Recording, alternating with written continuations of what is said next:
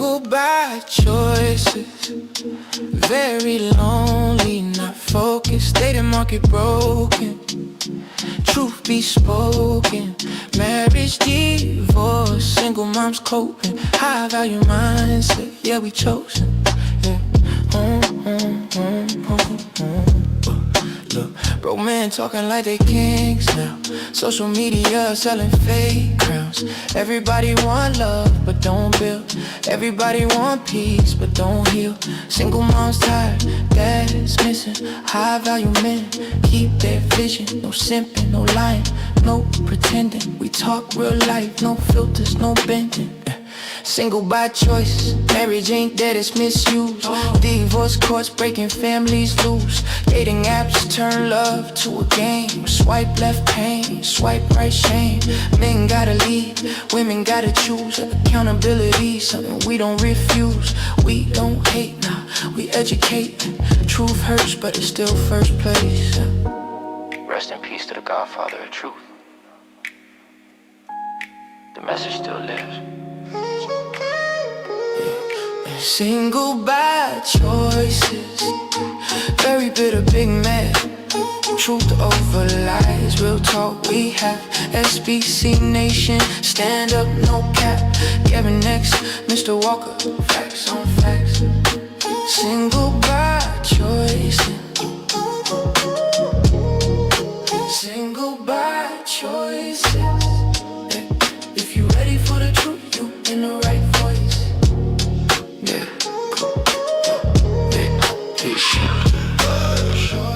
Truth in the mic, data market, wow, we shed the light. SBC Nation, real talk only. Gavin X Mr. Walker, never lonely. Single by choices, single by choices, single by choices.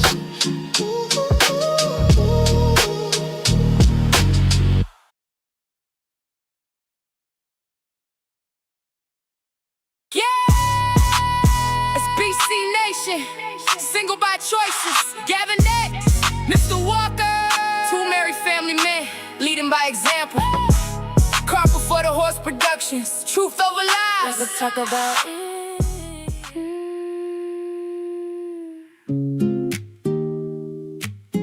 SBC Nation, Single by choices, Gavin X Mr. Walker. Two married family men, leading by example. Car before the horse productions, truth over lies. Let's talk about hot girl summer cancel. City boys up, they ain't stressing no more. Broken homes, everybody outside, but marriage getting low, low, low. Duck in the streets, wildin', wildin'. Bonkeisha hunching all through the night. Glazed galaxy, everybody toxic. SBC Nation, know we right. Scrolling through the timeline, chaos every day. Everybody toxic, nobody wanna stay. Baby daddy drama, kids caught in the middle. Club every weekend, but the rent just little. Quarter zip sweater, we moving different now.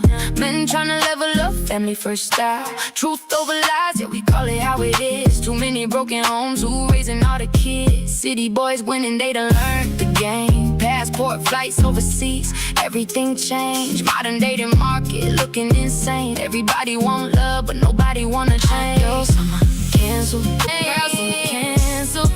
City boys up, they ain't stressing no more. Marriage rate low and the single mom's high. Everybody asking why. Love how flexing in designer. Bonkeisha outside every night. SBC Nation in the building.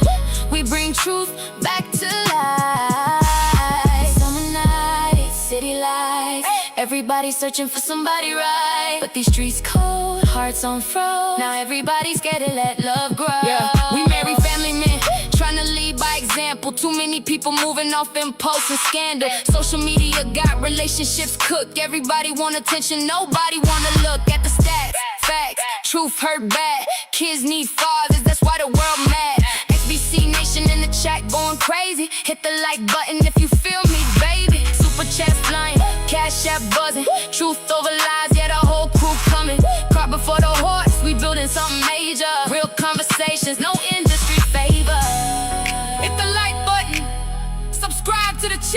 Support the show. Cash App and Super Chats. Girl, toma ghetto. Single by choices. Gavin X Mr. Walker. SBC Nation.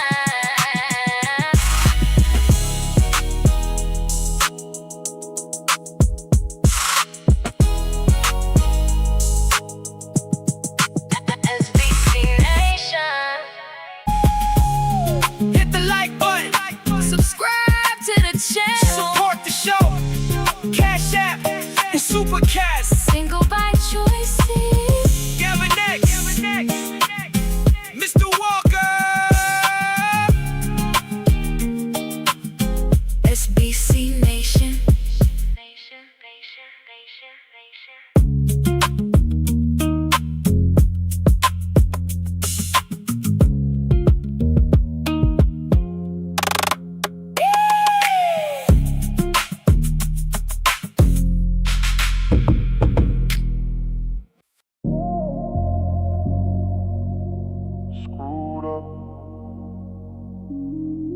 Screwed up. Screwed up. Screwed up. Screwed up.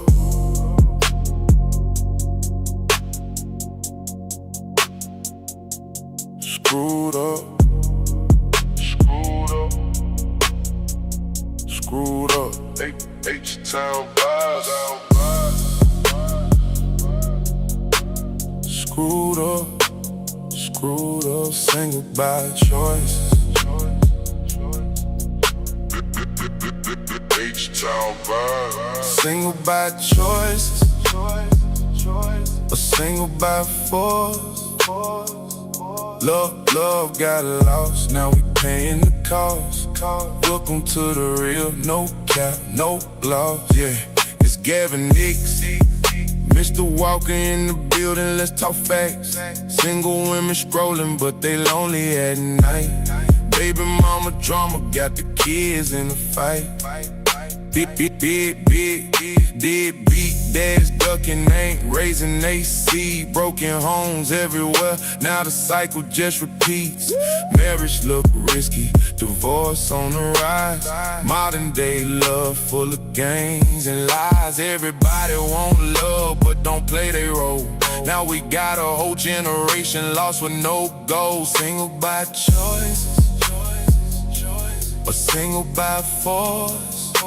Your truth over feelings, yeah, we bringing it raw. Welcome to the show where we breaking the law. Nug on the couch playing 2K all day. Bone Keisha fed up like, boy, you gotta find a way. Bills stacking up, love turning cold. She out in the streets, now the story get bold. Now they both lost, trying to figure it out. Toxic love cycles, yeah, where we calling it out. This that real talk, not the fairy tale dream. This that wake up call for the whole damn scene. R.I.P. Kevin Samuels. What they ain't wanna hear, but it was real. With accountability, where that we just tryna build, not tear down the pack. Hit that like button. Subscribe. Don't front, cash out. Support the show, Super Chat, let it flow. SBC Nation, we see y'all. Call it for the horse, stand tall. H-Town vibe. Single by choice.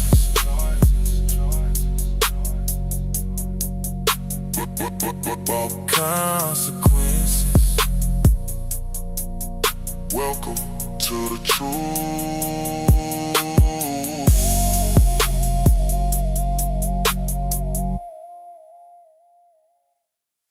You ready for the truth? You in the right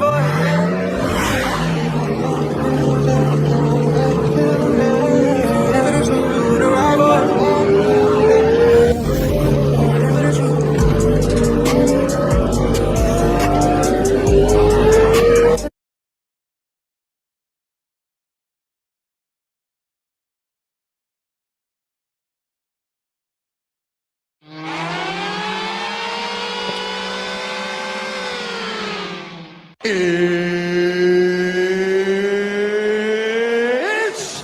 time! Let's get it on. Welcome. Live, Single by Choices, brought to you by Caught before the horse production. We live. Welcome to Caught before the horse production. It's Tuesday night, Mr. Walker. How you feeling, brother? Yes, sir. I am feeling freaking-tastic per usual. Good evening, ladies and gentlemen, El Nug Nugs and Le Bonquishas. Welcome to Cart Before the Horse, Single by Choices, in affiliation with the Bougie Negro Podcast, and also, as all you Negroes know, in association with Ain't No Fun Once the Rabbits Got the Gun Entertainment. What's going on with you this fine Single by Choices Tuesday? I got beans and bologna.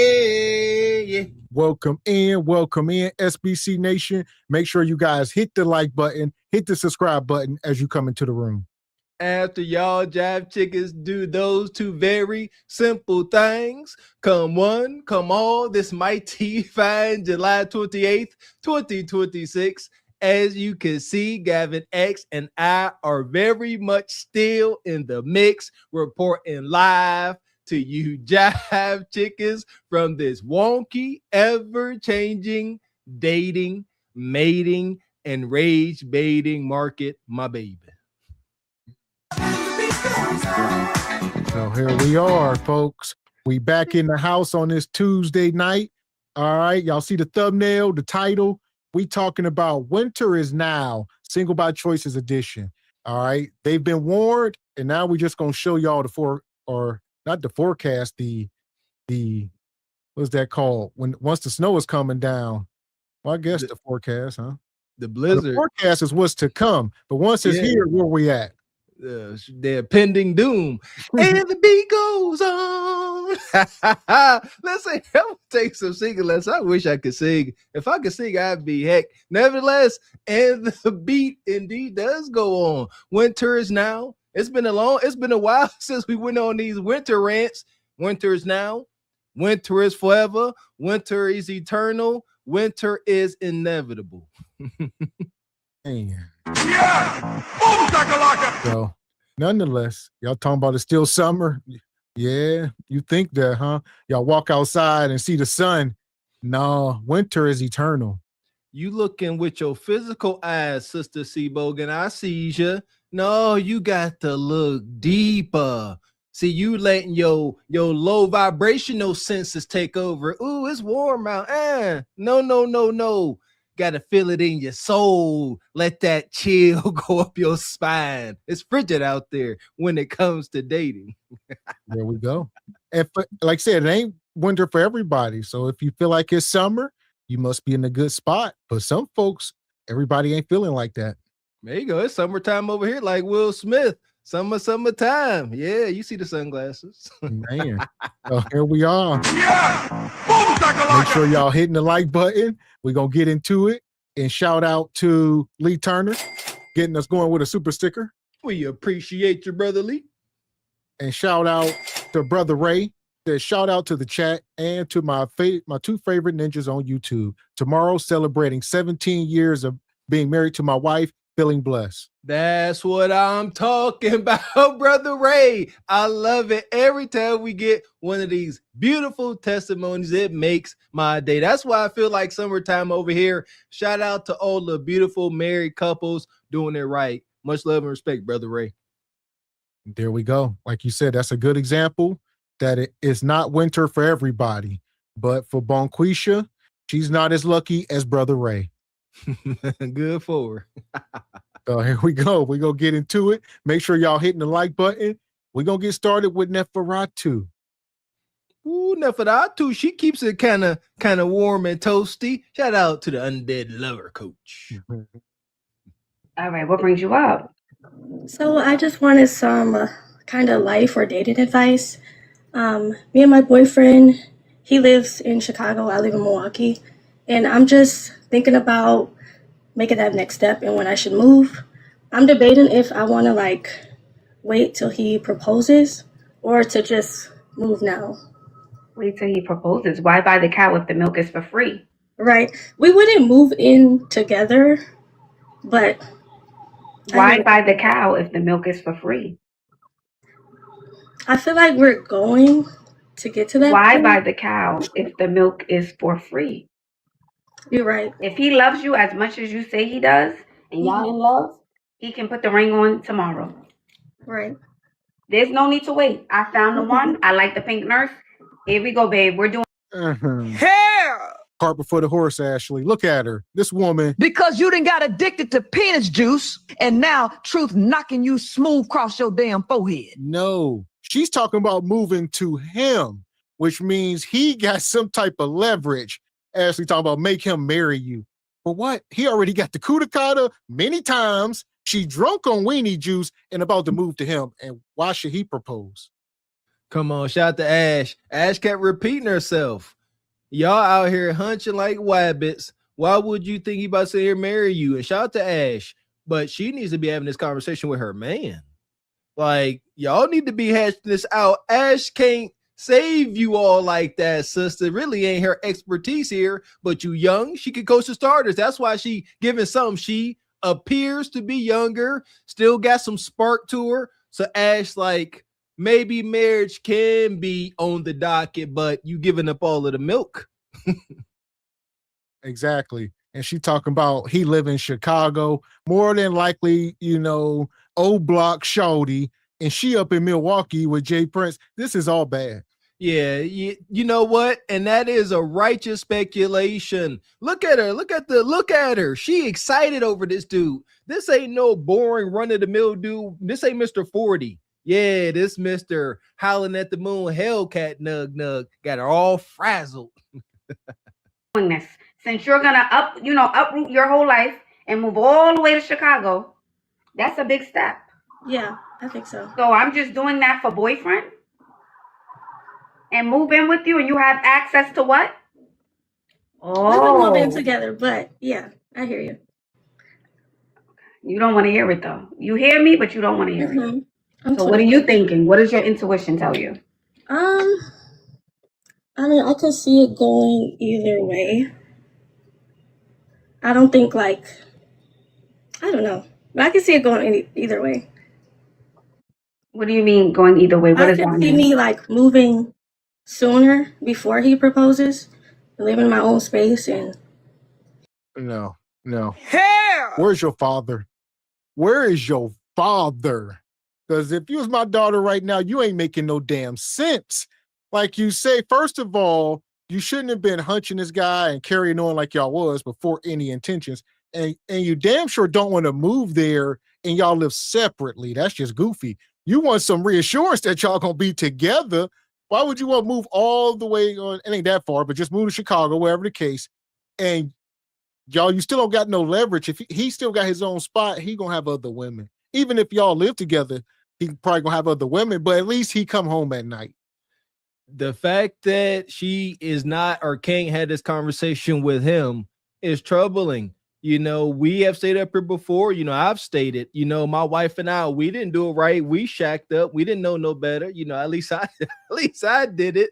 But we actually had these conversations. The proof is in the pudding. We had these conversations as we shacked up. We talked about the future, and here we are today. She ain't did that, obviously, because she came over here to dear Miss Neferatu asking for guidance when you need, like you said, you hit the nail on the head. Be talking to your father. Your father ain't blinded by the glaze, nug, putting on you something proper. So he can see clearly now where you can't see through the glaze. Man. And shout out to brother Ryan Page. Says good evening, nephews in chat. Let's get it. Good evening, brother Ryan Page.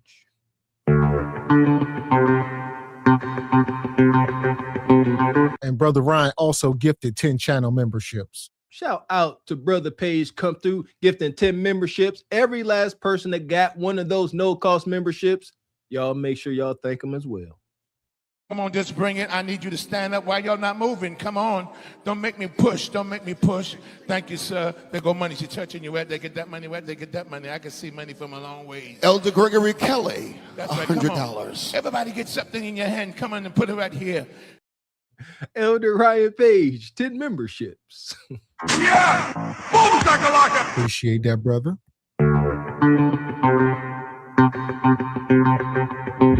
And shout out to Brother James Burton with the 20 ball. Says, salute fellas on the road pilot life. You a pilot, brother? Ain't no way, OG. You a pilot? We need to talk, man. I'm trying to get my son to be a pilot. Lord knows I don't know how to fly. I was a ninja from the projects. But shout out to you, OG. Too dope, man. One of my new heroes. First, you got to confirm you're a pilot. There we go. There we go. Yeah! Boom, shakalaka! Appreciate you, brother. That's dope, man. Money, money, money, money, money, money. And Be Wise with the 10 ball says, y'all good. NY. Shout out to Brother B Wise from NYC. Appreciate you, brother. Okay. Yeah! Boom, shakalaka! Appreciate that, Brother Be Wise. Yeah, let us know, James Burton. You a pilot? We might need somebody to fly the private jet for SBC. Ooh, SBC private jet. Dare to dream. I'm still proposing, or I could see myself waiting till he proposes to move. Okay, what do you think he's going to do? I don't know. Oh, man. Chuck, stop. Okay. Respect. The pilot. Oh, you talking about, so lot Like the Flying lizards. J, Hashtag the lot pilot. lizards after that. Well, yeah, you still listen here. You're still all right with us, but we can't put you on that pedestal, OG. If you was a pilot, that's pretty dope. But you're a truck driver. Salute to young. Stay safe. I knew you was a truck driver. I just thought like you did both. Shoot. Well, listen, I ain't gonna lie. I looked at your profile picture and I said, I don't know about pilot. It's kind of like when Mr. Wilson looked at Mr. Walker and, couldn't believe he went to college. All right, so I'm wrong for doing that, but See, I believed in you. But see, I believed in you. I said it's possible. I considered it. You're welcome. Well, listen, I'm about to say, I ain't even gonna say it. I'm gonna move on. I'm gonna let it live. Hit the like button. I'm still thinking about it.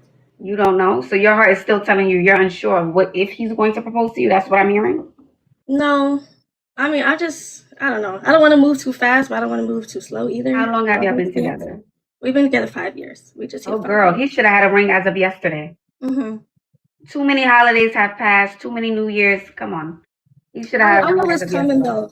though. We went ring shopping. He's asking me what kind of band I want, what shape, what my ring. At this point, it could be a ring pop. It's been 5 years. You need a ring. Yeah. Yeah. What more does he need to know? Mm-hmm.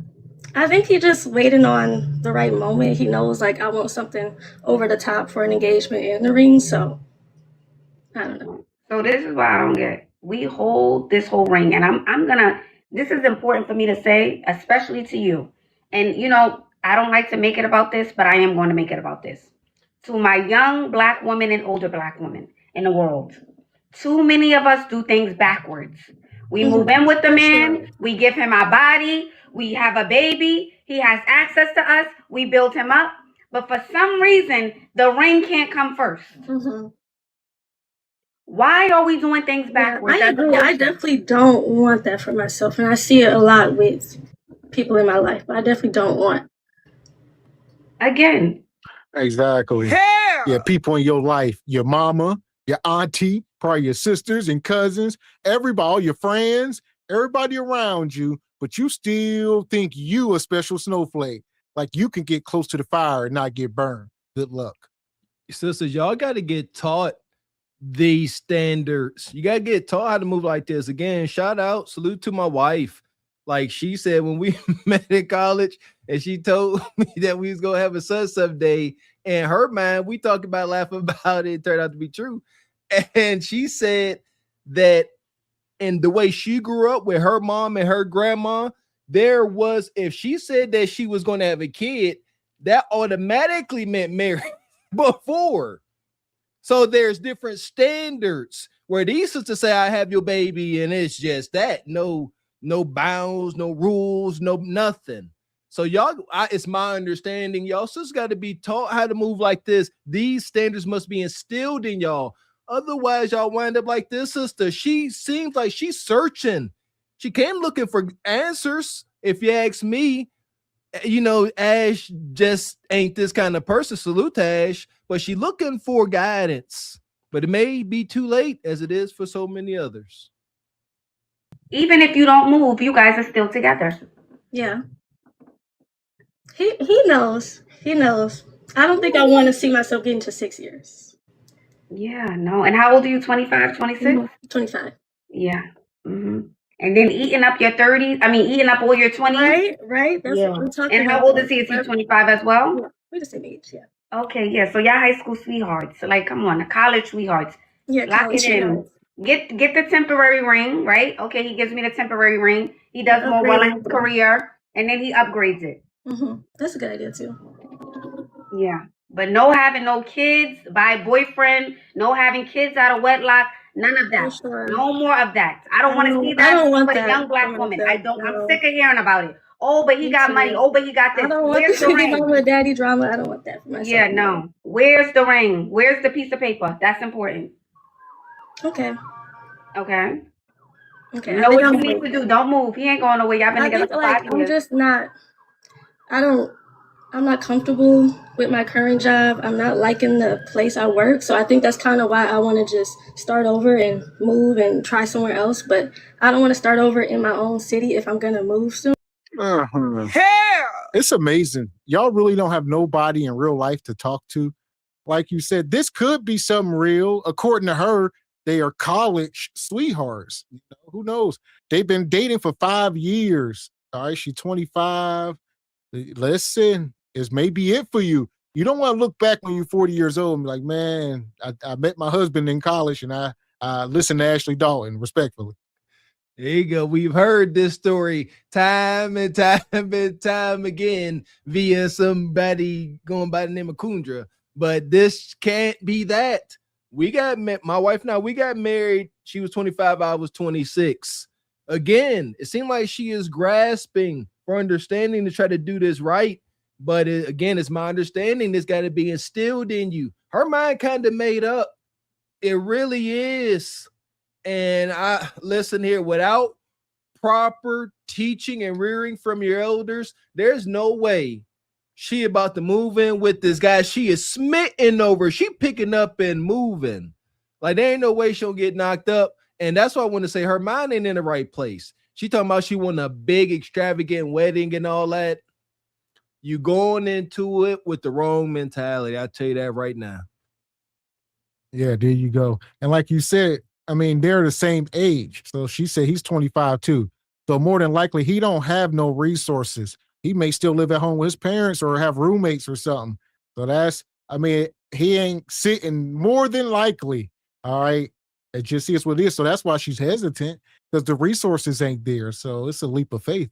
There you go. They trying to live off of love and fiery hunching. I gets it, but I wouldn't do it. So it's kind of like, okay. Well, you have to make that decision, dear. All right, but I just feel like if you guys been together forever at this point. Forever. What's a ring? A piece of jewelry. He can't just go a piece of jewelry. Come on. I got a little promise ring, but yeah. That ain't enough. Next, upgrade. Mm-hmm. 25, young, been loyal to him, not out in the world, ain't sleep with a bunch of men. That's what they say they love and want. Where's the ring? And now look at all the moves. Hell! She got a ring, Ash. It's a promise ring. They young enough to get away with that. All right. It's only gonna work for another year or two, then you gotta scrap it. But she got a little promise ring. Ashley, come on now, the dude 25. What you want him to do? He can't afford this big wedding. So they gotta work up towards that. That's what I'm talking about. Like, her mind is not in the right place. You worried about the wrong daggone things. And Nug probably ain't even think about no wedding. You know what I mean? Just not. Y'all been out here doing y'all thing. Again, like you said, like Ash over here telling her get a bigger ring, upgrade. This is not Ashley's wheelhouse, marriage and stuff. But I do believe rumor has it Ashley was married. So, I'll put that there allegedly. But as far as what she comes up here to offer to YouTube land, I don't think marriage and happily ever after is kind of her wheelhouse. You're making. You're thinking about, oh, it's time for me to go to a new job. All right, I'm going to get up. I'm going to relocate. I'm going to pack up everything. And he gets to be comfortable and stay in his city and his state. And there's nothing else for all that effort outside of we've been together for 5 years and you saying you love me? That's not enough. I'm not saying, I can't be together, but that's not enough. Right, all that sacrificing. It's not enough. You deserve a ring. That's it. That's not too much to ask from him. Oh, okay, here's a ring, babe. Again, it could be a ring pop. Something. Yeah. Okay. Okay. All right. All right, doll. Have a good one. Thank you. You're welcome. Yeah, young black girls, to all the black women here, I'm just tired of it's just time to break the cycle. Giving men babies, and no rings. No rings. No rings. I'm tired of hearing all of these baby showers, all of these prom celebrations, and no weddings. No weddings, no engagement parties. Enough is enough. Enough is enough. You're giving a man a whole baby, and he can't give you a piece of jewelry. He can't sign, okay. All right. I gave her my seed. Let me just sign this paper, okay. That's important to me. Oh, listen. I don't disagree, obviously, Ashley. That's the message a lot of us say. Get married before you carry all this stuff, but you just told her you don't care if it's a ring pop, a piece of candy. So what's the difference between a ring pop and his promise ring? She has a ring. So whatever you name it or deem it, y'all got a problem with that. Call it an engagement ring. Hell, who cares? But, quit trying to talk her off the ledge, even though I think she may be doing it right. But the overall message Ashley's saying about these girls get knocked up, we stress that every day. We document it. So y'all need to be getting married before y'all carry. Exactly. We don't disagree with that. But in this instance, it does appear Ash was talking about both sides of her neck. First, you need to upgrade. Now, it don't matter if it's a ring pop. In this instance, two things can't be true. And shout out to Big Boy in the chat again.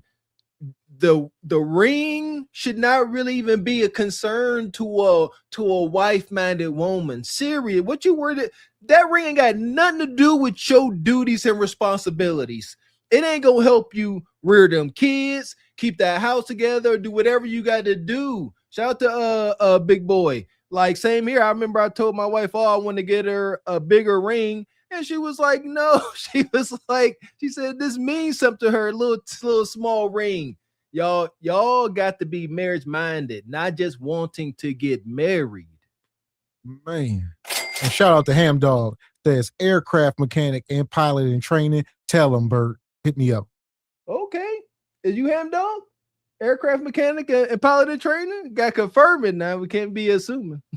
Shout out to Ham Dog. Yeah! Boom, shakalaka! Appreciate you, brother. And Money. Be Wise with the 10 ball says love is love. Yes, sir. Appreciate you, brother. Yeah! Boom, shakalaka! So as far as she go, this wasn't the most egregious woman, so we're going to give her some space air and keep it moving. It's been a mighty long time. Okay. We got us the gun line. Tell him about the gun line, boss. I hope you find some peace of mind.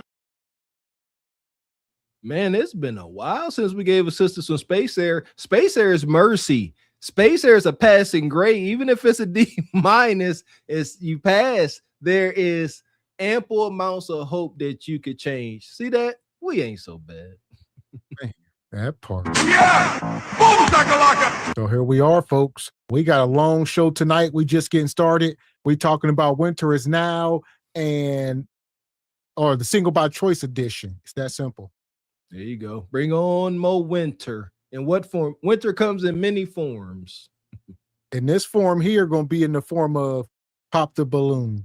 We back to the balloon popping madness. Let's come right here. Why did you decide to pop?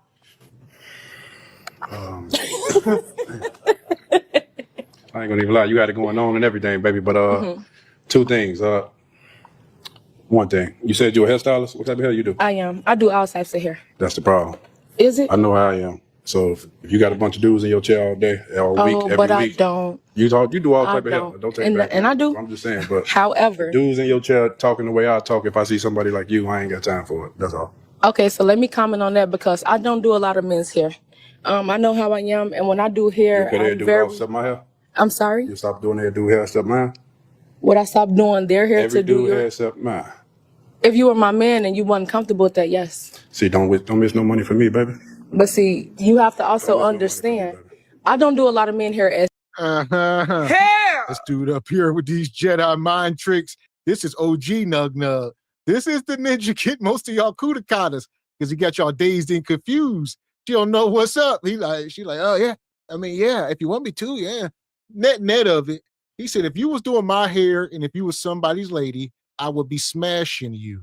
He's obviously two things we know. A lot of the women that's doing the hair getting smashed, and a lot of the men who are the weed men is getting the kudakata because he giving them free herb.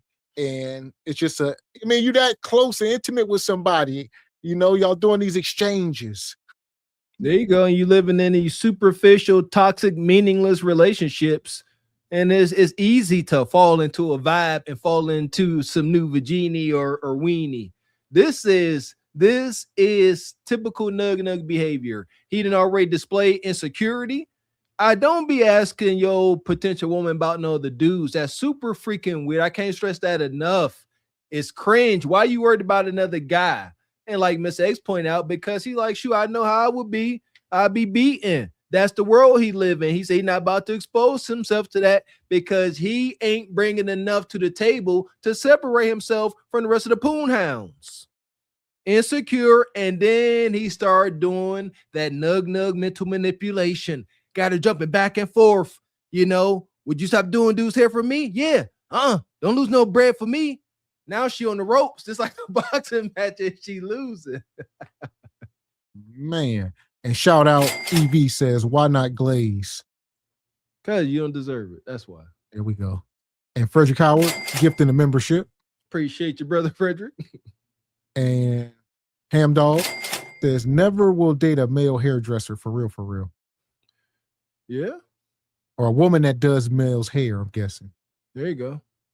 Yeah, there you go. And Frederick Howard with the fireball says, Carrie Hilson left her man because she could only give him box.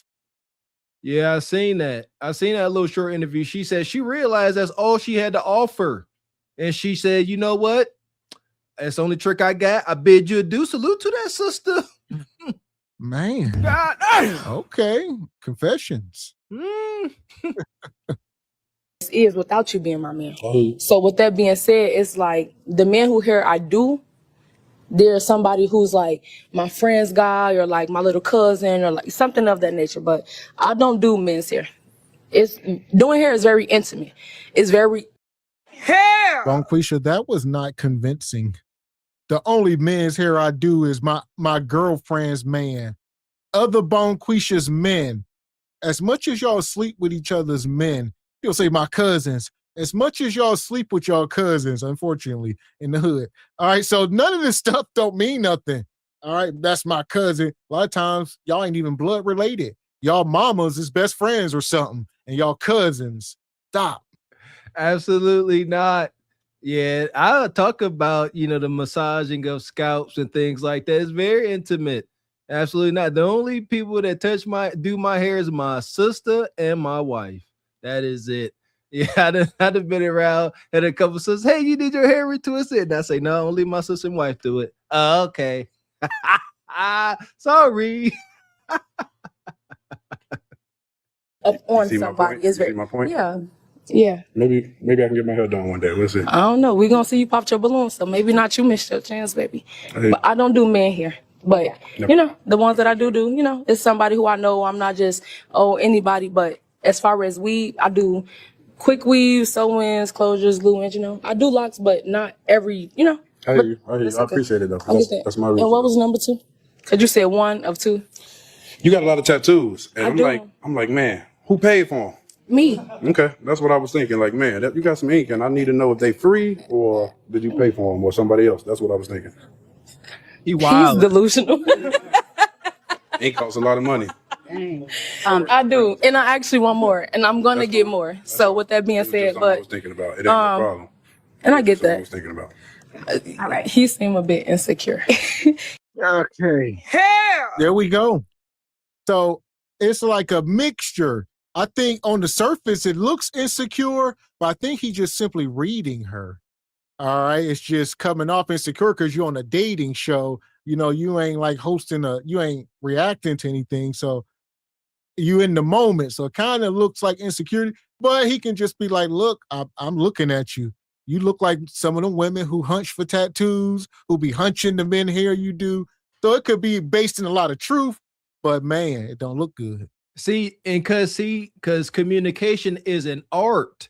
You said the same thing he said, but you add a little bit of extra context. And I like disclaimers. I'm a fan of disclaimers. You know, instead of sitting here saying, you know, there you go. He did a lot of assuming, Mr. X. He didn't, you know, ask the questions in a secure way. He was assuming, you know, oh, you said you were a hairdresser, so you be doing dude's hair. And then she's like, no, actually, I don't do dude's hair like that. And whether she telling the truth or not, he assumed and he can't prove it. So do not never ever assume, and don't assume in dating, and for sure don't assume in marriage. And I would say the only problem with that is in 2026, these women have, you know, all been so cookie cutter, they've made it safe to assume. So that's the problem. You could sit around and assume and be 85% right. Damn near half, you know what I mean? You could be hitting an 85% batting average just assuming with Bonquisha. So it's very safe to do, but you got to be careful. In the dating market, when it comes to physical attributes of your potential mate, you are right to assume. All right, statistically. But nonetheless, I see Divine dropped her IG. I'm gonna try to pull this up. Is he a type? Why not? Why or why not? He is somebody who I would give a chance to. I like your outfit, but I feel like it's a lot going on. But that is something that could also be talked about and worked on.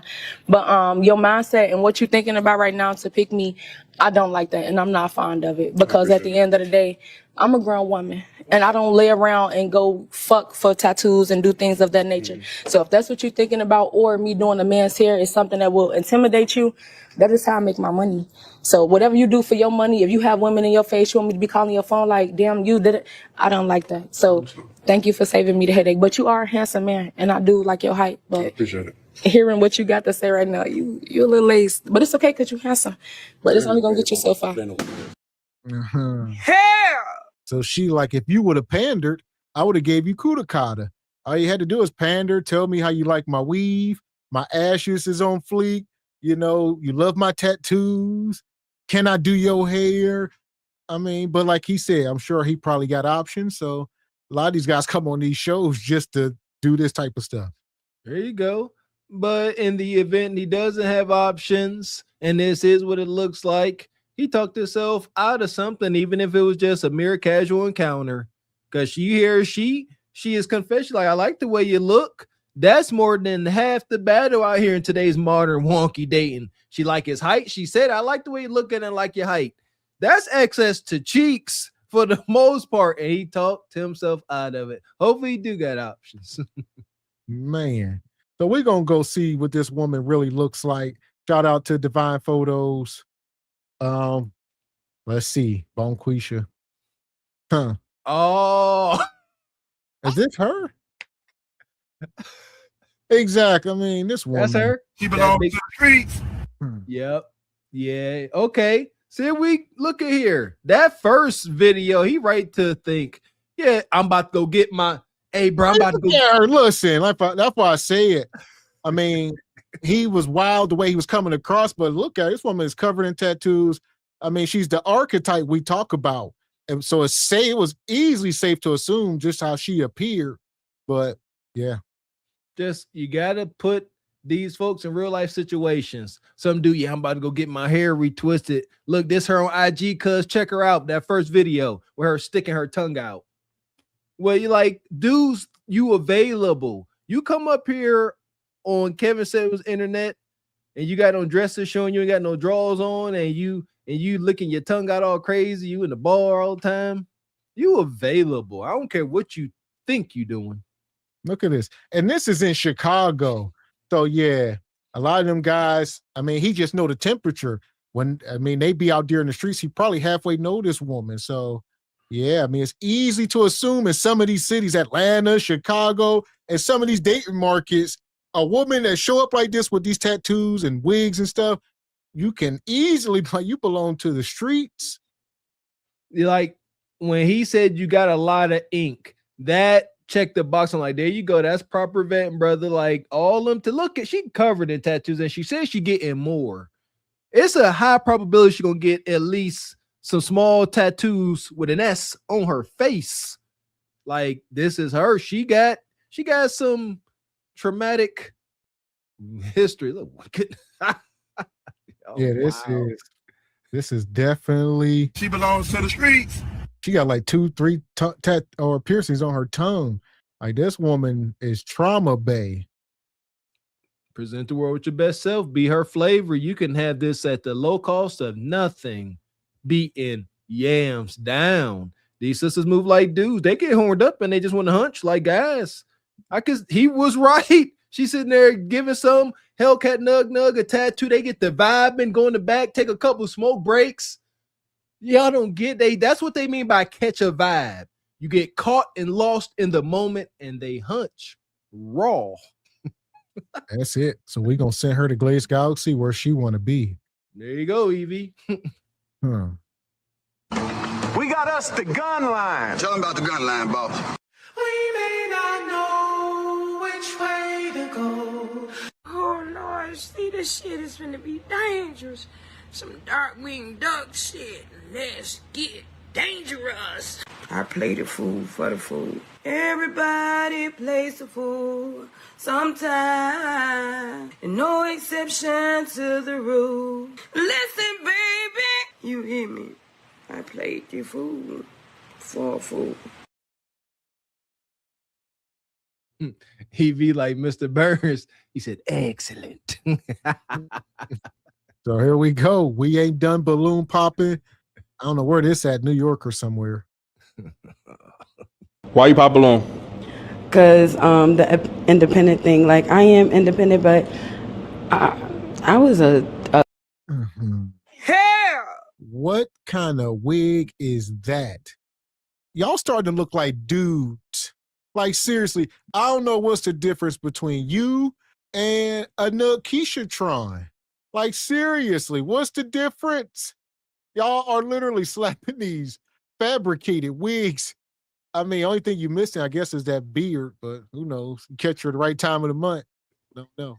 Sweet Jesus, in the morning time. And some of these installs they're not one part. It's like talking about a daggone two-part epoxy from Home Depot.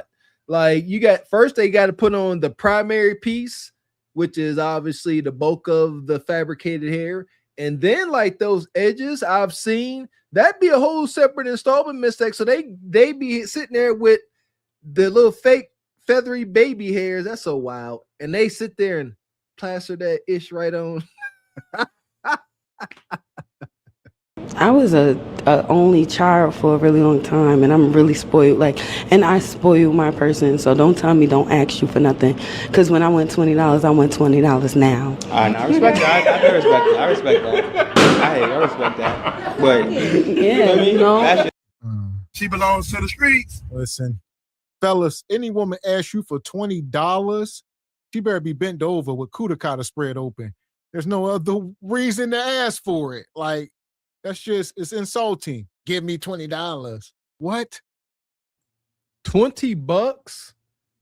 Like, that's some low rent ish. Shout out to my mama, man. Don't be out here getting used up by no woman. My mama taught me this game. I give her credit for that. A woman that asks for nothing deserves everything. And come on, sisters. Y'all got to find a much, much, much better way to let these guys know that you require a resourceful guy. Stop putting your hands out requesting greenbacks. Come up with some wholesome scenarios, You know, if I find myself, you know, in a bind and I got a flat tire on the highway, can I count on you to lend me some kind of assistance? That ain't directly asking for money, but we men, we get it in. Yes, we feel the need to fill that part, but $20? Like, miss, that's low rent. $20 got 40, 60 if you're nasty.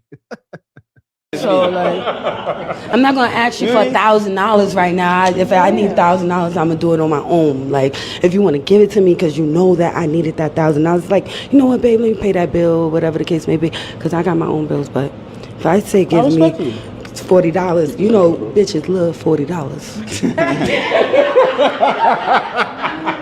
But you get what I'm trying to say, though. If you say that, yeah, no. If you say that, you get what I'm trying to say, though. I live in a nice house. I'm just and I saying. bet Man. Are they just actively selling Kuda Kata? I got $40. $40 today. And if you nasty, I throw in 60. If you nasty.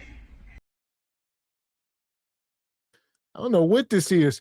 She like $20, $40. If I need $1,000. Bonquisha, like, is this what y'all doing on first dates?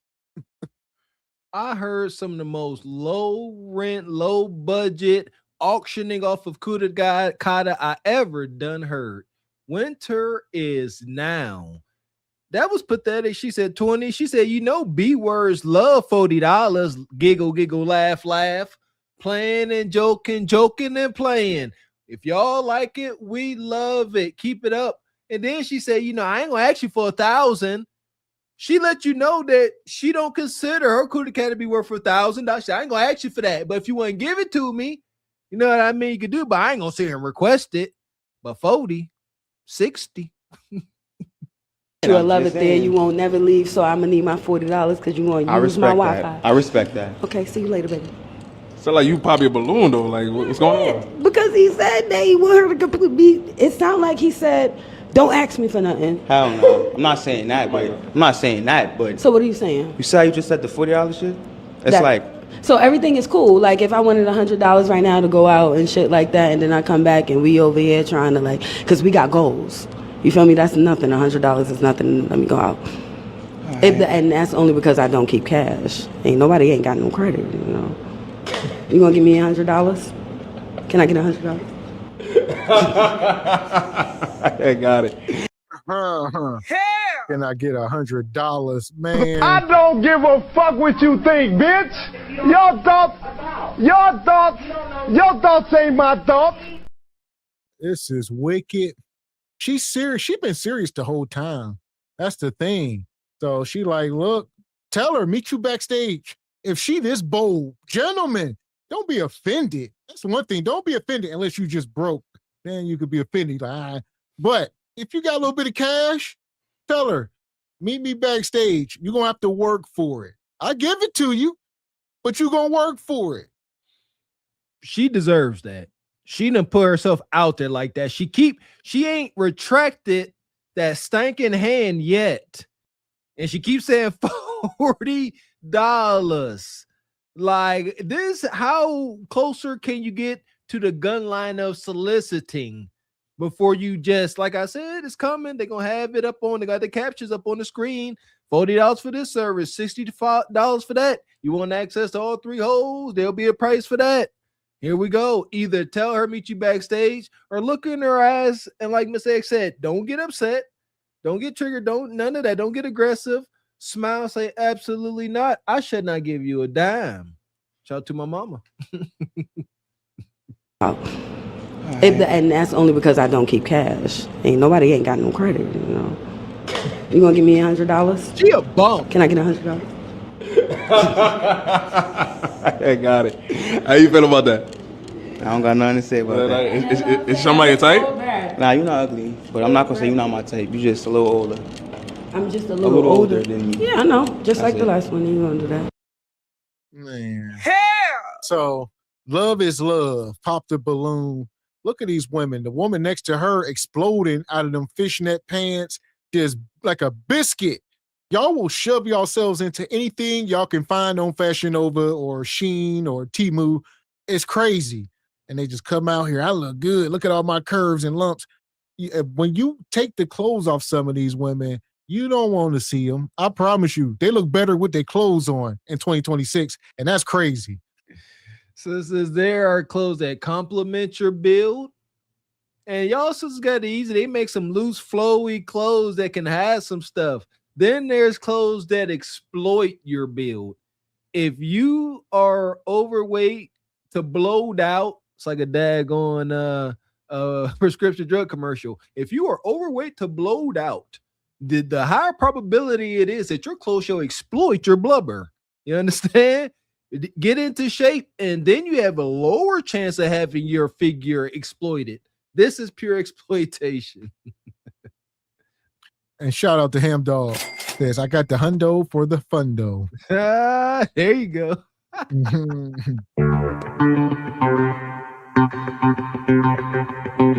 And shout out to our brother, the International Quiet Storm. Dropped $20 in the Cash App. Says, salute to you guys for the great show. Man, shout out to the International Quiet Storm, one of KS's original moderators. Always an honor having you, brother. Appreciate that, brother. Straight like that, straight like that, straight like that, straight. Always coming through. And as far as this woman, she can go see Leon for that hundo. There you go. Leon got 100. Watch. This right here will get me some pussy tonight. But I don't want it. Not for this. Not with this. Fuck that. I don't want no pussy with this. This right here is paper. You want to? That's my rent. Hold on. Yeah, Ninja. Yeah, I was about to say tear it into little pieces. Yeah, set it on fire. This right here. Do it. This right here. Do it. This right here. Ooh, you got to do some dark dank things for that $100 with Leon King. Where Leon King at, man? Hopefully he's doing all right, man. We might be speaking of a ghost. Leon King, where you at, brother? Check in. Man, seriously. I mean, this ain't the first time he did it, so we can't be too alarmed. You like the boy that cried wolf right now, but we are concerned, Leon. This is the longest, I want to say. Yeah, show up, Wesley. No. A couple years ago, he was gone for a minute. We was really concerned. Okay. Miss Leon King, you say the wildest stuff, man. Hopefully doing all right. It's weird. But nonetheless, I think he all right. He gonna come back with some amazing stories. There we go. He on a journey. He out here on side quest or his main quest. Maybe we his side quest. We ain't that important. Exactly. Message. But nonetheless, we're gonna keep it moving. All right. We talking about Winter Is Now, Single by Choices edition, and we going back over to Neferatu. Talk to him, Neferatu. So I've been having an issue. I feel like I don't know if it's about my energy that I give to sexual, but I've been attracting a lot of guys that just want to get down with me. And I don't like it. It feels very dehumanizing. And let me put on a dress and you'll see how I look going out. Just let me get out of here. Sure. He better not be big. Okay. So this is how I would look going out. Wait, that's too much light. Okay. And where are we going that men sexualize you? Where are you going? A guy could approach me, for example, even in church. And yeah, because from your page, I took a look at your page. Let's just stop. You come up here, the yams yamming. You got them hips on you. Come on, sister. Men are visual. You gonna say, even in church in front of God, they staring at me when I walk in like this with my curves showing, the deacon stopping church. All right, everybody in here. Come on, sister. We gotta call it what it is. I mean, we are visual beings and Turn around, ladies, for me, please. You know there's a God who sits on high and looks down low. Man cannot make it like this. That's exactly what the preacher be saying when she walk in. We see your yeeks. We see your yams. You're supposed to dress a certain way so that as men can keep our minds, in a holier place. We men, a healthy man Come on now. We like that shape. It's the Muse effect. All right. We start salivating and all types of physical things start to happen. It is what it is. Y'all wouldn't have it any other way. But this year, she gonna bring up church. I've seen it. I used to be security at the last church I went to, watching the door because we had wild stuff going on. And one of the OGs, I never forget, I'm sitting there, we talking, and I take stuff like that pretty seriously. So I ain't trying to have no wild conversations. So we sitting there and the ladies walking in, and they walk in looking like this, like they hot from the club. And you just keep your eyes up here. And this OG, he got his camera phone down by his hip, and he catches straight flicks of yamage. And I'm sitting there, and I was shamed. I said, I'm watching you. I'm the youngster to him, but just shame. But my point is, don't do this to the men. They can't help themselves. Because from your page, I took a look at your page. It looks like you're always in church or talking about the Bible and the Lord. So my impression is she's in church. She's not out doing worldly things. Exactly. And let me show you the kind of shoes with this dress. But is your question about an outfit, or is it about men approaching you sexually? That's what I thought it was initially about. Is it my outfits that make men get so sexual, or is it my energy? So the last guy that came up to you, just explain to us that interaction. So the last guy that came up to me, what he basically said was he wanted to just be in my life and get to know me better, but be more than a friend, but not pursue a relationship. And so basically, like, when I just thought about it, that just means he wants to be friends with benefit, but it's not going to go anywhere. And that just really... Okay, but what about the other guys? You said, I'm thinking when you said they approach... Listen. What do y'all want? Do y'all want men to lie to y'all or tell the truth? He told you the truth. Clearly, he got your interest, so he was somebody you liked, all right? He like, I got other women, so I'm not looking to be serious with you, all right? Even though you ain't a bad-looking woman, I got better. And he like, look, compete, all right? Never say never.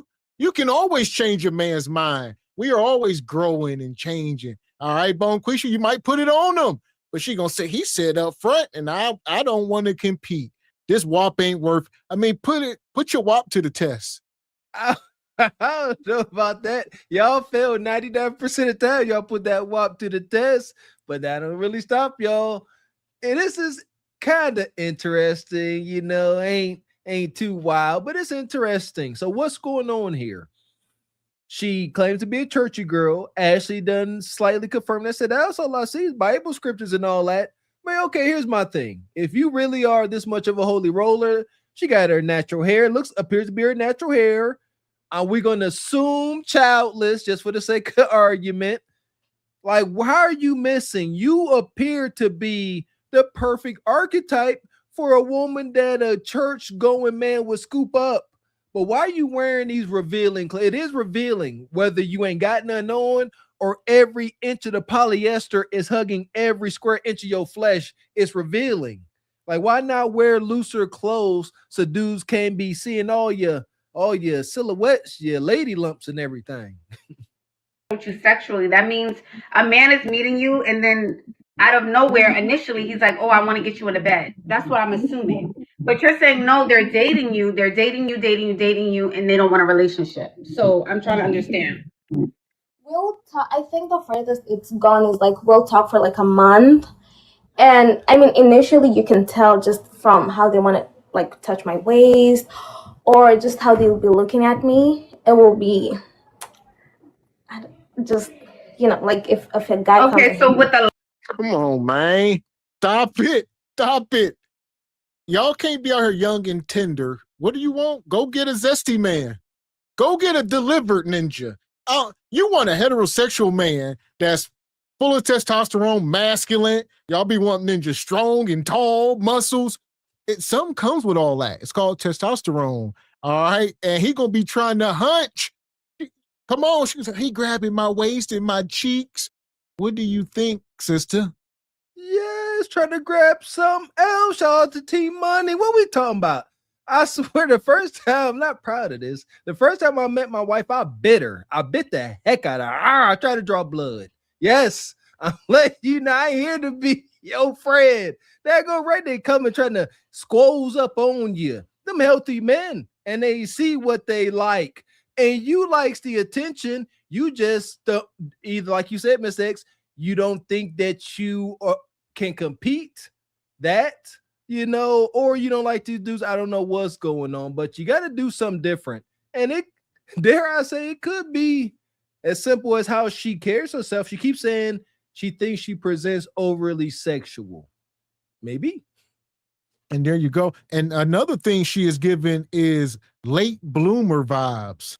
So maybe she did grow up in some kind of church family and she's just a late bloomer. And now she coming into her womanhood and men all on her, quote unquote. That could be a thing. I mean, we done seen that before, but yeah. So she just coming into her womanhood and it's all unnatural, maybe.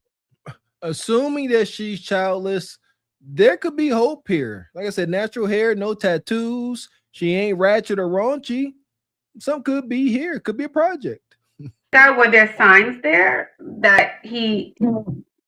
I didn't think so at first, but then the second time we met, he goes like, yeah, I think we should. I said, no, we're not. I'm not laying down with you. I don't know. I feel like you're aware of it a little bit. You like the attention. You go with it a little bit. You do go with it a little bit. That's what I'm feeling from you. And right now we're playing good girl. I don't know. Why do they do that? And you do know. I think you're smarter than you're leading on right now. I do want to be in a relationship for real though. You don't want to be in a relationship for real. I do. I want to be in a relationship with a good guy. Okay. Yeah. So I don't like. I mean, I can see how. Like Ashley said, quit playing. Ashley can see her. This woman is a chameleon. So she can come off however she wants. This is Mystique. All right. And she can shapeshift. Don't be fooled, fellas. She can go into this soft, feminine stuff. And by the end of the night, you got her in a huckabuck. So just don't be fooled. There you go. Then she's going to turn in to the sister off of Don't Be a Menace in the Hood in the back of that van. You know, I get a little crazy. There you go. That's what she all pent up. Boy, what do they say, huh? Who the biggest freak monsters? Yeah, crazy sisters and the churchy sisters. They be all cooped up, all that emotion, all that spiritual energy. They just trying to explode on somebody. There you go. Good luck. Good luck out here in this modern dating world. Man, and shout out to Jay Gray. I'm sorry, Jay Tillman. Been a member 30 months. Says yeeks like womp, womp, womp. Lord have mercy. Lord have mercy. Appreciate you, brother Jay. Yeah, so she's naive and I think she's lying. Like, ain't no way. She knows she got yams on her. We all live in the internet era of 2026. All these women know what they're working with to some degree. Yeah, and she likes the attention. She's not troubled. She didn't come up here with a somber attitude and a frown. She's upbeat. They laugh complaining about attention. And shout out to Beast University. Come through, been a member 30 months. He says a lot of scamming with these universities, but he says them hallelujah hips ain't a scam. All love to the dynamic duo. Shout out to Beach University. Good to see you, brother. I mean, think about it. Every man in the chat done seen them hips. So imagine what it probably look like in real life. Like, men are going to be trying to hunt you, woman. Yeah, especially if you really are this light and airy and childless. And you got some degree of femininity to you. It's attractive. They coming. The wolves is coming. I mean, I can see how men react when they're around me. I hate it. I really, really hate it. Just how they get around me. I really hate it. But sometimes I'm like, okay, let me just hear it out, give it a chance. But I don't want that. I actually want to meet a guy who will treat me nice and date me for real. Okay, so what about the guys in church? They still just want to smash. Okay. Yeah. So so let's think about the last two guys. You said the very last guy, you were dating him, right?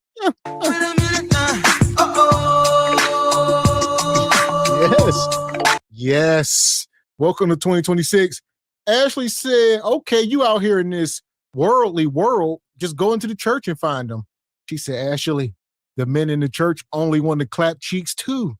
That's all. Even the men not the men in the church, not the godly men. She said, even those men only want to clap cheeks. So, Bonquisha, figure it out.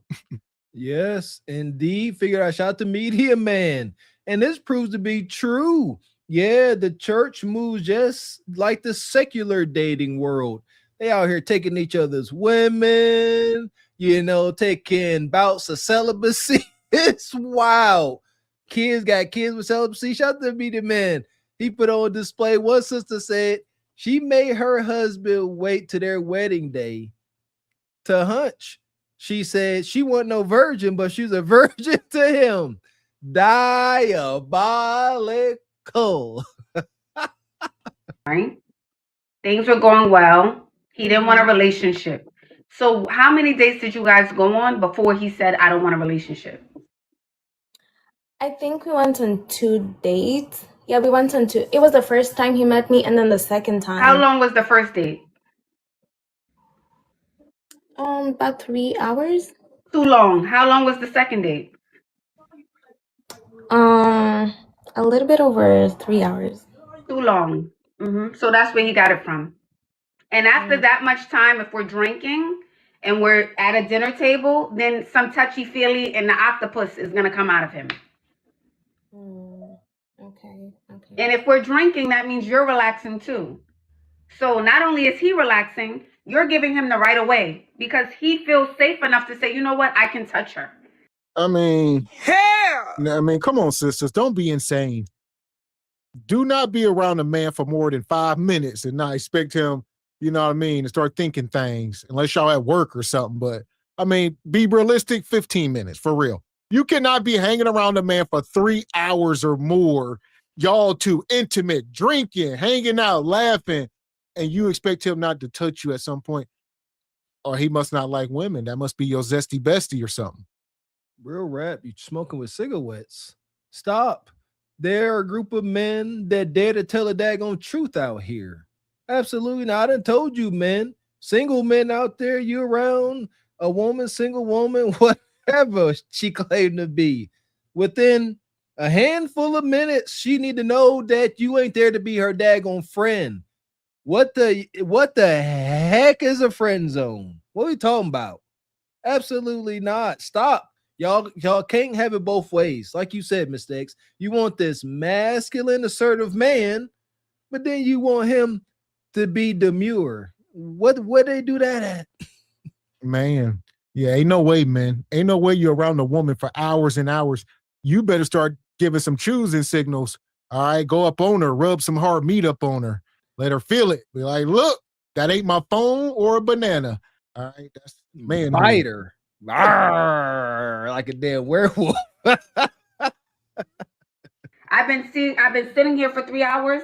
She gave me some type of, how do you say, in. She said it's okay. She communicated that through body language, through something she said, for him to feel comfortable enough to say, you know what, I can touch her waistline or the top of her leg. Because there's no way you're telling me you're spending 3 hours, this goes for any of the ladies, 3 hours back to back with a man, and you didn't give him one signal. If you don't like the guy, you're out of there. I guess I need to work on that. Yeah, less time on dates. Less talking and texting. We're giving too much. And I'm always suspicious, especially because we talk about the men in the church. We know how they are. But I'm going to also talk about the women in the church. Because this is not all of you, but some of you on a Lilo are freaks, on a Lilo. And on a Lilo, you have that sexual nature about you on the Lilo. And sometimes when you suppress that with the Bible, I'm not saying you. When you get around the right one who taps into that, all of a sudden, Oh, I thought she was a goody girl. No, they could sniff it out quick. The men could sniff it out quick. This goes to all the church girls. They could sniff it out. You know why? Because you're always in that Bible. We're always being good girl. We're always perfect, Polly, this, that, and the third. And guess what? That gets exhausting. Sometimes you want to be free. You don't want to have to perform. I'm not saying this is the case for you, but I'm saying it could be the case for a lot of church people. No, it is true because I've been feeling like I really hate that feeling of feeling like I'm in a box. Like I cannot be seen outside too much. I can't go to parties like I want to, because what if a guy sees me out and he's like, oh, well, I guess she's not all that, you know? Yeah. So it's something to think about. Okay. Okay. All right. Thank you. You're welcome, doll. Have a good one. Anytime you have to like suppress your true nature or suppress who you are, eventually it starts to seep through the cracks. This is not only for women, this is for men as well. Listen, like she just said, like I said, she must got like family and stuff that's in the church, and she don't want to disappoint the family. Granted, you know, mama, auntie, and them. So she tried to carry herself, but she said, really, I want to live a hot girl summer, but I can't let them see me like that. All right, I got a reputation to live up to. But listen, this is really deep down a freak, is what she's saying. Yes, you can listen. We are physical beings, especially y'all sisters. Y'all, the human female is the only creature on earth with an organ made solely for sexual pleasure. You cannot starve your flesh. You gotta learn how to negotiate with it and tame it. You can't just starve it. Absolutely not. Like, that's why she is just a chance encounter away from a vibe. Some dude come over there, you know, trying to solicit some, you know, offbeat internet service or something, and they gonna come in and, oh, I like the Bible too. That's what Ash said. You get one of these smooth talking nugs that know a little Bible, and now he got your ankles behind your head talking about Jesus. Man, and shout out the Devil's Game. There's an alpha simp. That's what they want. There you go. And shout out to Stephen James with the fireball. Says, men, you both kick rocks. Leon is on a spiritual retreat in what's that? The Gala Islands. Galapagos. He says he will be meeting me in Com Shapiro and Cartagena. Shout out to Overseer. Stephen James, first off, it's good to see you, brother. Don't know what you talk about. Yeah, you and Leon King on the Galapagos Islands. All right, fill me in. Hey, Stephen, y'all gonna be using Morse code and watch out for Komodo dragons, Ninja. In the meantime, we're gonna send her to church where she want to be. There you go. Hallelujah. We know that this is one of your all-time favorites.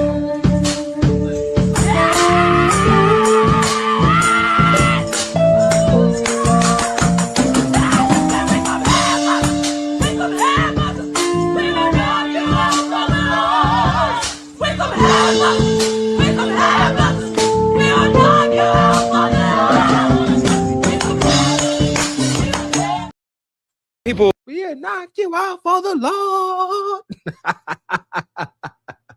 I'll be jamming, boy. Shout out to the head busters, all the church going folks out there, and find love in the church. Singles ministry. Rest in peace to the Godfather. Good luck, man. It's been a while since I got invited to church. You know, shout out to Stephen James, man. You never invited me to church. I want to come see. You know, just observe. You know what I mean? Don't be asking me to do too daggone much. Just want to sit and stand in the back and just observe the festivities. I like to just watch people, just see. They're fascinating creatures. Man. So in the meantime, we got some fascinating creatures over here with Brother Trey, as y'all see. Ooh, Trey, back out here in the front lines. Stay easy, brother. A lot of people on the internet believe we have the worst culture. Do you think that's true? No, we have the best culture. Yeah, we have the best culture. We so beautiful. Because they be like, oh, black culture, births, single baby mamas, black women twerking in the street, black men shooting each other. We might, but we still come from a strong background. We still come from good people, and our ancestors didn't go through all that stuff for nothing. So at the end of the day, the apple might not fall too far from the tree, right? But we got a lot of strength behind everything. Fuck is you talking about? Fuck is you talking about? He said it's the worst culture because y'all twerking in the streets and carrying on and acting wild. She said that may be right, but we come from great ancestors. How can you acknowledge two things like that? You can acknowledge we come from greatness and now we are debaucherous, but what? But they are proud of that? Will they be proud? That's what she's saying, basically. If your ancestors could see life, experience life through your pupils, would they be proud of their greatest granddaughter? Or would they be rolling in a grave begging to God, what have they done wrong? This is the way I think. Yeah, seriously, like if we are going to say and acknowledge these things, all our ancestors, the sacrifice, the greatness, have we picked up that torch and continued to carry it, or have we stomped it out listening to Young Miami? Both things can't freaking be true. We can't be living debaucherous lives and then start talking about our ancestors and our, the folks that came before us. What are we doing? Thing that we go through, so we'll be all right. If black culture was so bad, why do they copy us? Who copies black culture? Oh, everybody. We the blueprint. They not like us. We the blueprint. So, okay. And onto that note, do you think white women are trying to copy black women when they put in braids? It's not a white, black, brown thing. It's they don't even understand what braids is, okay? Braids were never appropriate until a law had to be passed for them to be appropriate. So them putting in braids, they put it in braids because they want to, and that's fine. They can wear whatever style they want to wear, but it'll never be the same. They can do whatever they want to do. So it's culture appropriation. I don't know. Like you say, that might be a woman thing. I get it. It looks strange when you see white folks with dreads and stuff, but I don't feel the need to go tell them to take it out their head. I'll say they look silly enough, let them be. But just as silly as y'all look with these wigs on, I think it's the same thing. I don't know. There you go. Yeah, I agree. I'm very opinionated, as y'all very well know. But out in public, I keep my daggone thoughts, comments, gazes, and stuff to myself.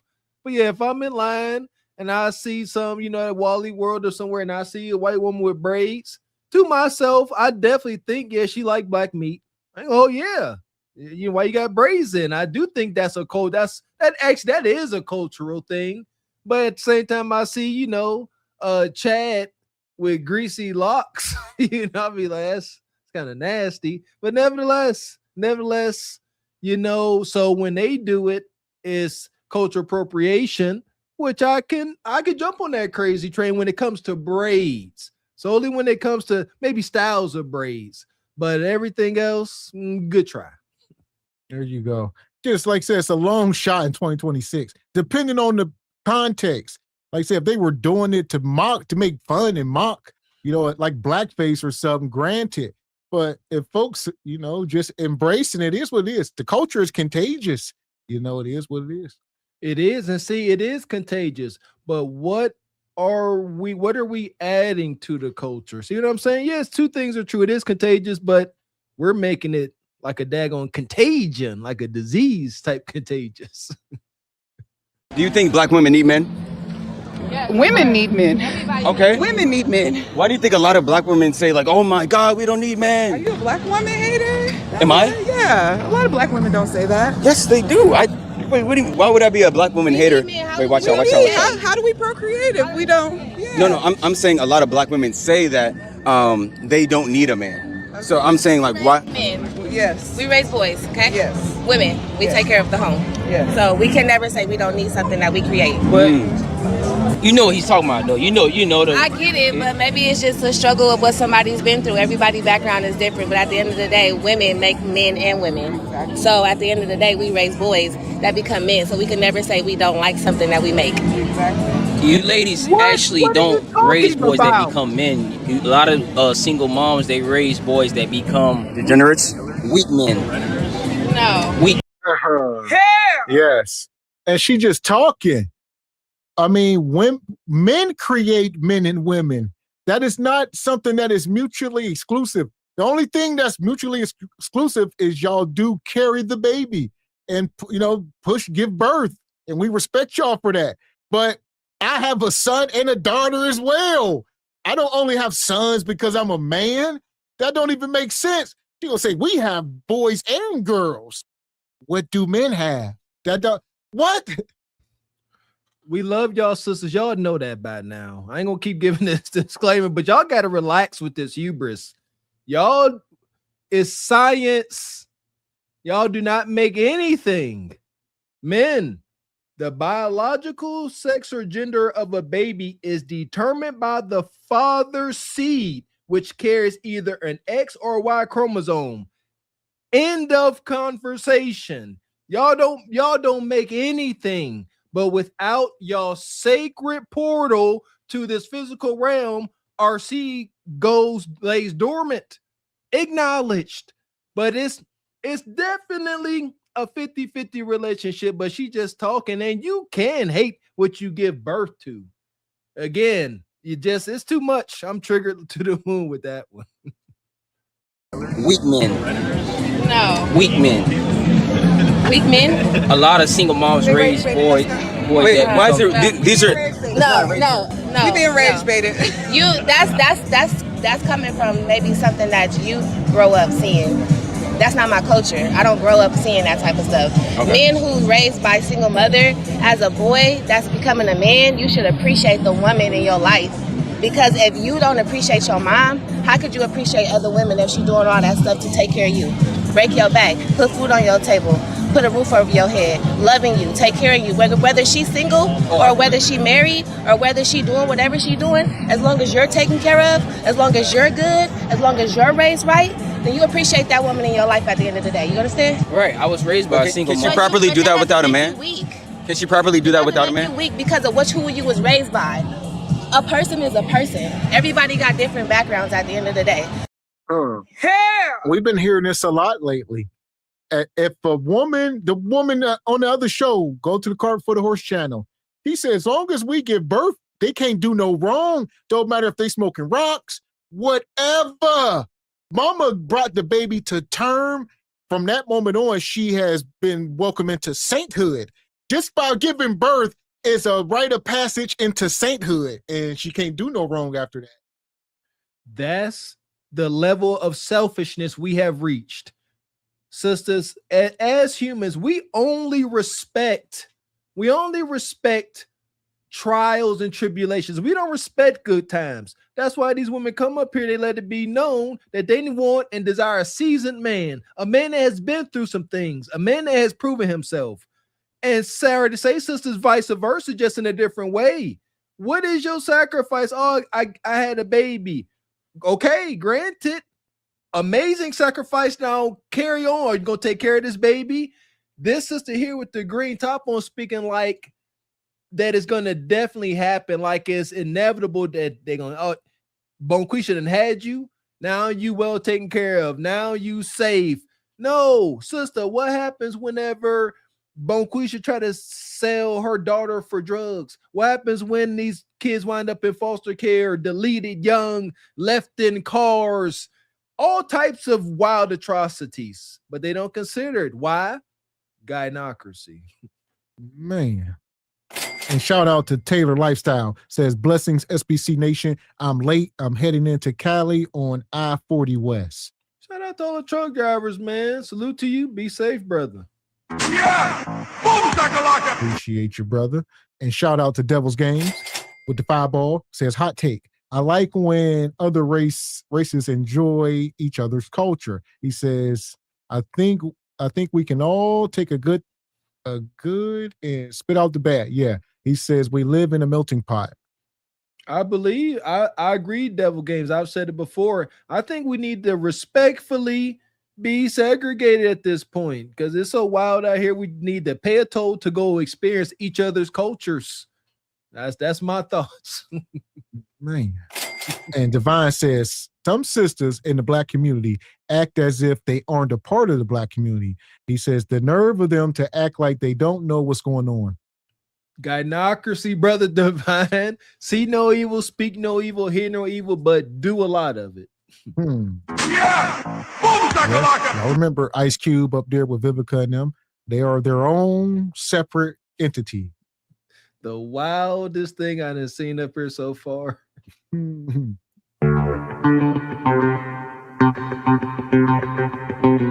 shout out to brother Ham Dog sponsoring the show, the pilot in the chat. He says, I'll catch the replay. Gavin X Mr. Walker in y'all bag. Appreciate y'all.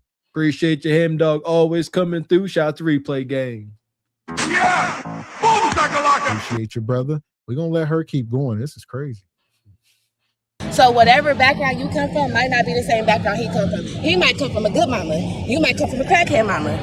Everybody's background is different. Your story gonna be totally different from his story, my story, and everybody else. I was raised by a good mother. Whether a man was in my life or father was in my life at any other time in my life, my mama was there. I think he's trying to say that Black women can't do it alone. They need the man. They want to do. But not by themselves. Black women could do whatever they want to do. Whatever they want to do. So you believe Black men could do whatever they want to do. Do I believe that Black men can take care of a baby by themselves? Let's talk about it. Black men? Can you raise a baby by yourself? Absolutely. Okay, so why I can't raise a baby by myself? Because the father is the disciplinary person there. And you can't do that by yourself. So you think that if it's a single person raising a child, that child is gonna grow up to be weak? Yeah, a single mother, not a person. A Black man can raise a child by himself, but not a Black woman. A Black man can raise a little girl, and that little girl gonna Studies grow up to actually be weak. show that single fathers are better single parents than a single mom. Who said that? What studies? Who said that? Okay. What study? What's the Where studies? You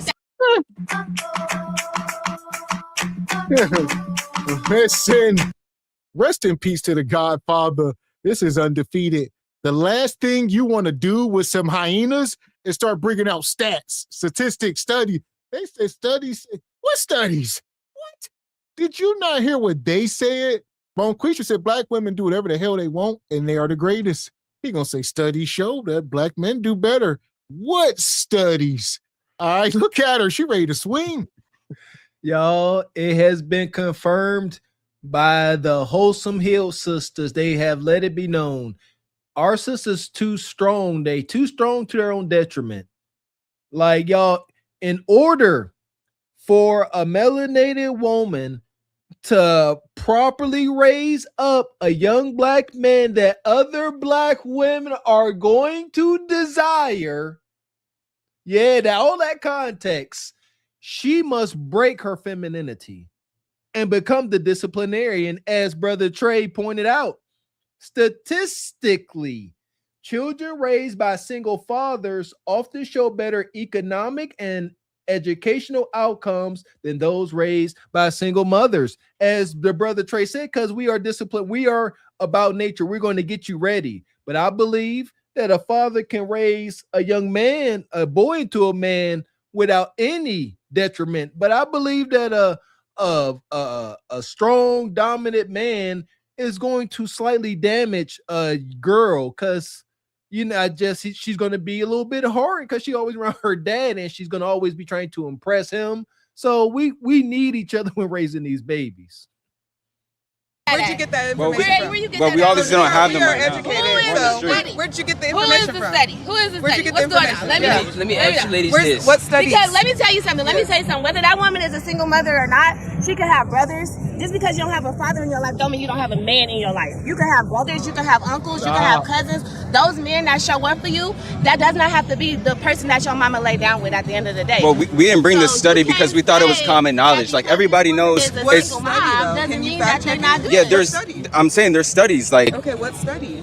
Is it What's that? .org.com? Is it fact? .edu? Is it fact? So is it Yale studies? Is it fact? So if I show you a study, you're gonna say you were You're wrong. gonna show me one No, study. I'm not. So okay, so now it doesn't matter. So what? Does the study matter or not? It does matter. If I but show you where- this study, where's are the you gonna source say you're from? wrong? Where's the No. Here. No, they're not. They are going to continue to move the goal line. It's a never-ending moving goal line. They want you to concede. They want you to take it back. They want you to say you misspoke. There is no study. You apologize. How dare you misspeak? That's what they want him to say, because if you bring it up on your phone, you can bring out the damn doctor or the whoever wrote the study. Bring them out, and he can articulate it to them. They still ain't going to believe it. They're going to say, all right, who else agree? Bring us another source. You can bring that. They're going to say, bring another one. All right. They're going to tell you, at some point, they're going to ask you to bring Jesus, and then you can't produce Jesus, and then they're going to checkmate you. Ultimately, their pure selfishness going to come out. You're going to keep on showing data statistics. They're going to continue to move the goalposts. And once they get tired of playing your game, you know, your game of logic, she's simply going to say they're big joker. What is it? All right, I see your data. I see your statistics. I see your percentages, but it ain't all of us. Don't underestimate how selfish the guy Knockers is. It ain't all of us don't care. Well, statistics show that, you know, 90% of single moms, I'm making this up, you know, have trouble raising their kids. That ain't all of us. That 10%, we go continue to fight the good fight. Not really. Source from? If I show you this study, Where wait, is the Look, source I from? can- Is it .edu? it's not even worth pulling it up. I can speak from experience, right? So I was raised by a single mom, and me and my mom, we're very close. You know, I love my mom, you know, and You was raised by a single mom, and then you try to say you weak. I'm finna tell you. I'm finna tell you. But as on my journey, as I started to get older, I went against a lot of things that my mom wanted me to do and wanted me to be. And we wasn't on the same page for a while because of that. Right. But now that I am what I am now, Yeah. she loves me to death. Like, Okay, let me ask you me a and question. her. Let me ask you a question. Yeah. You didn't have men. Your mom didn't have you around men.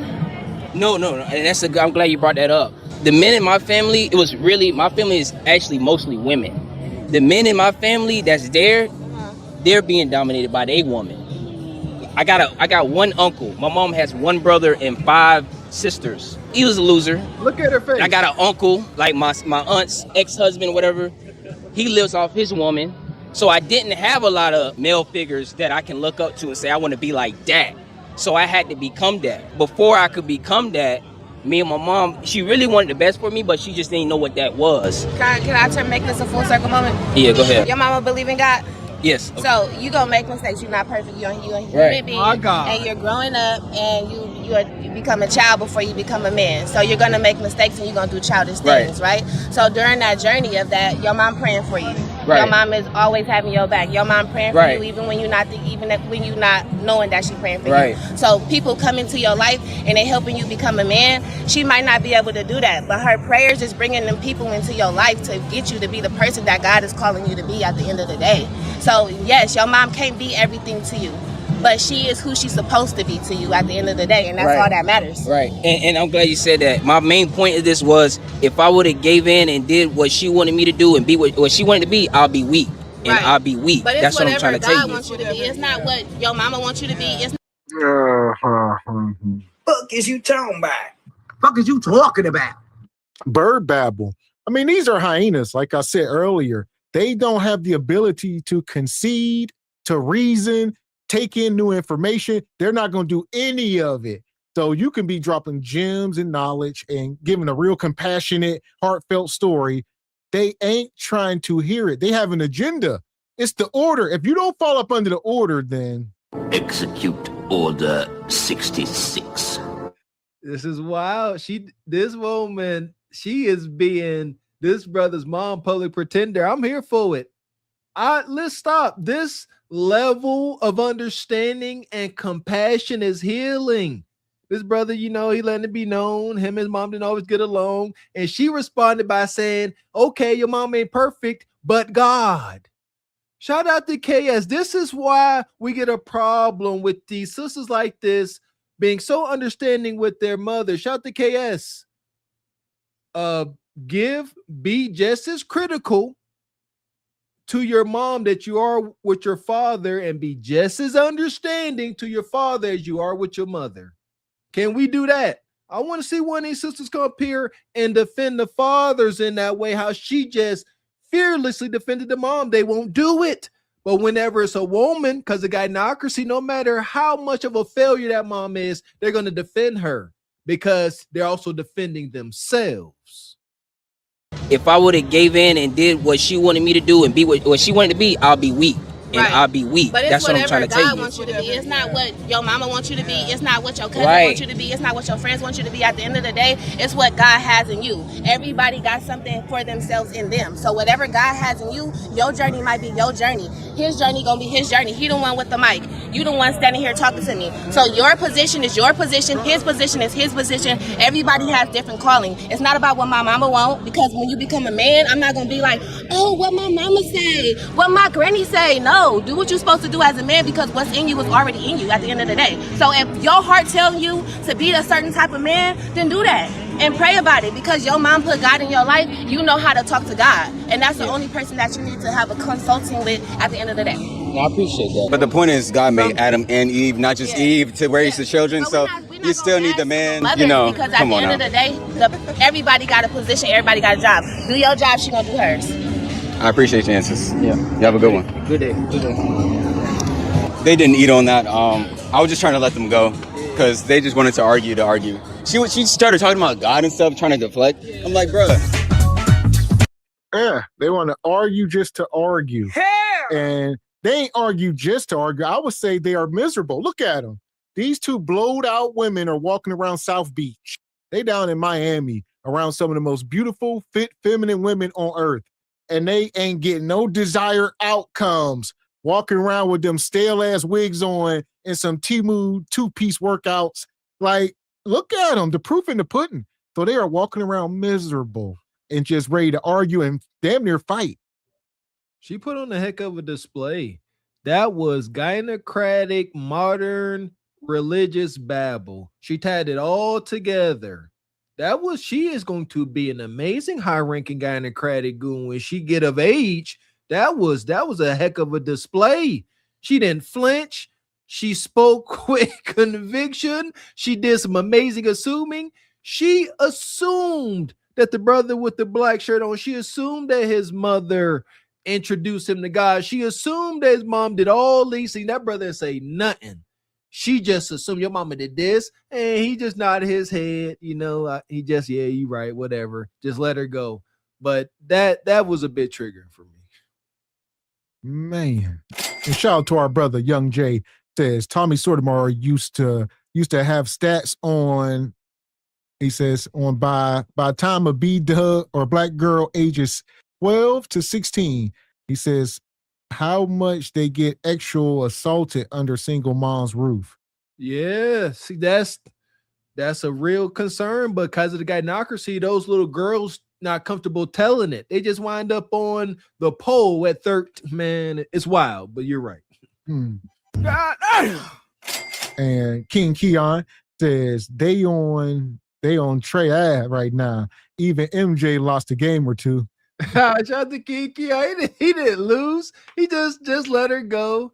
That was a good psychobabble display on her part. But like Trey, she didn't eat. She just, I guess, to the gynocracy she did. I ain't gonna hold you. There you go. As we say over here, loud and wrong. Yeah, you can be loud. You can be saying a lot of stuff, but don't make it right. It was out of her feelings. But you're right, Keon, in the gynocratic chamber, if she rolled this footage, they don't see what we see. Yeah, she told him about himself. And Divine Photos says, let's be real. There are more ain't-ish moms than dads. Modern moms get mental fatigue after the kid turns 1 year old, while dad grinds it out for 18, hell, forever. We made for that pressure. The wholesome hill women will acknowledge it. Y'all not made for the pressure that men are made for. We can burst that stuff off. Y'all hold this stuff in. Y'all know y'all hold grudges with y'all men and y'all children. Yes, man. And Devil's Games X says, this is the dumbest bird babble I ever heard. Cunning, but dumb. And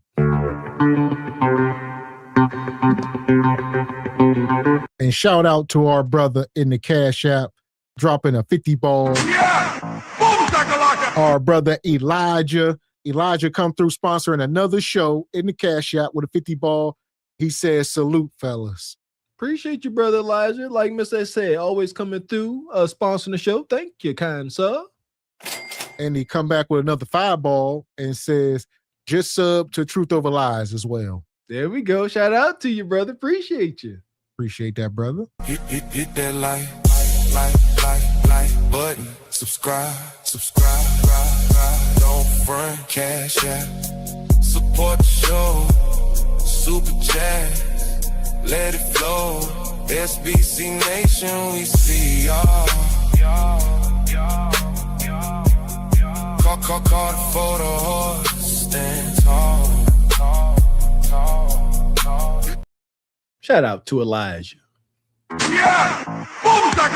We appreciate you, brother. And make sure y'all go over and subscribe to Truth Over Lies as well. We will be over there tomorrow cooking up that pod. And as far as these women, to the pit. That pod. Fuck is you talking about?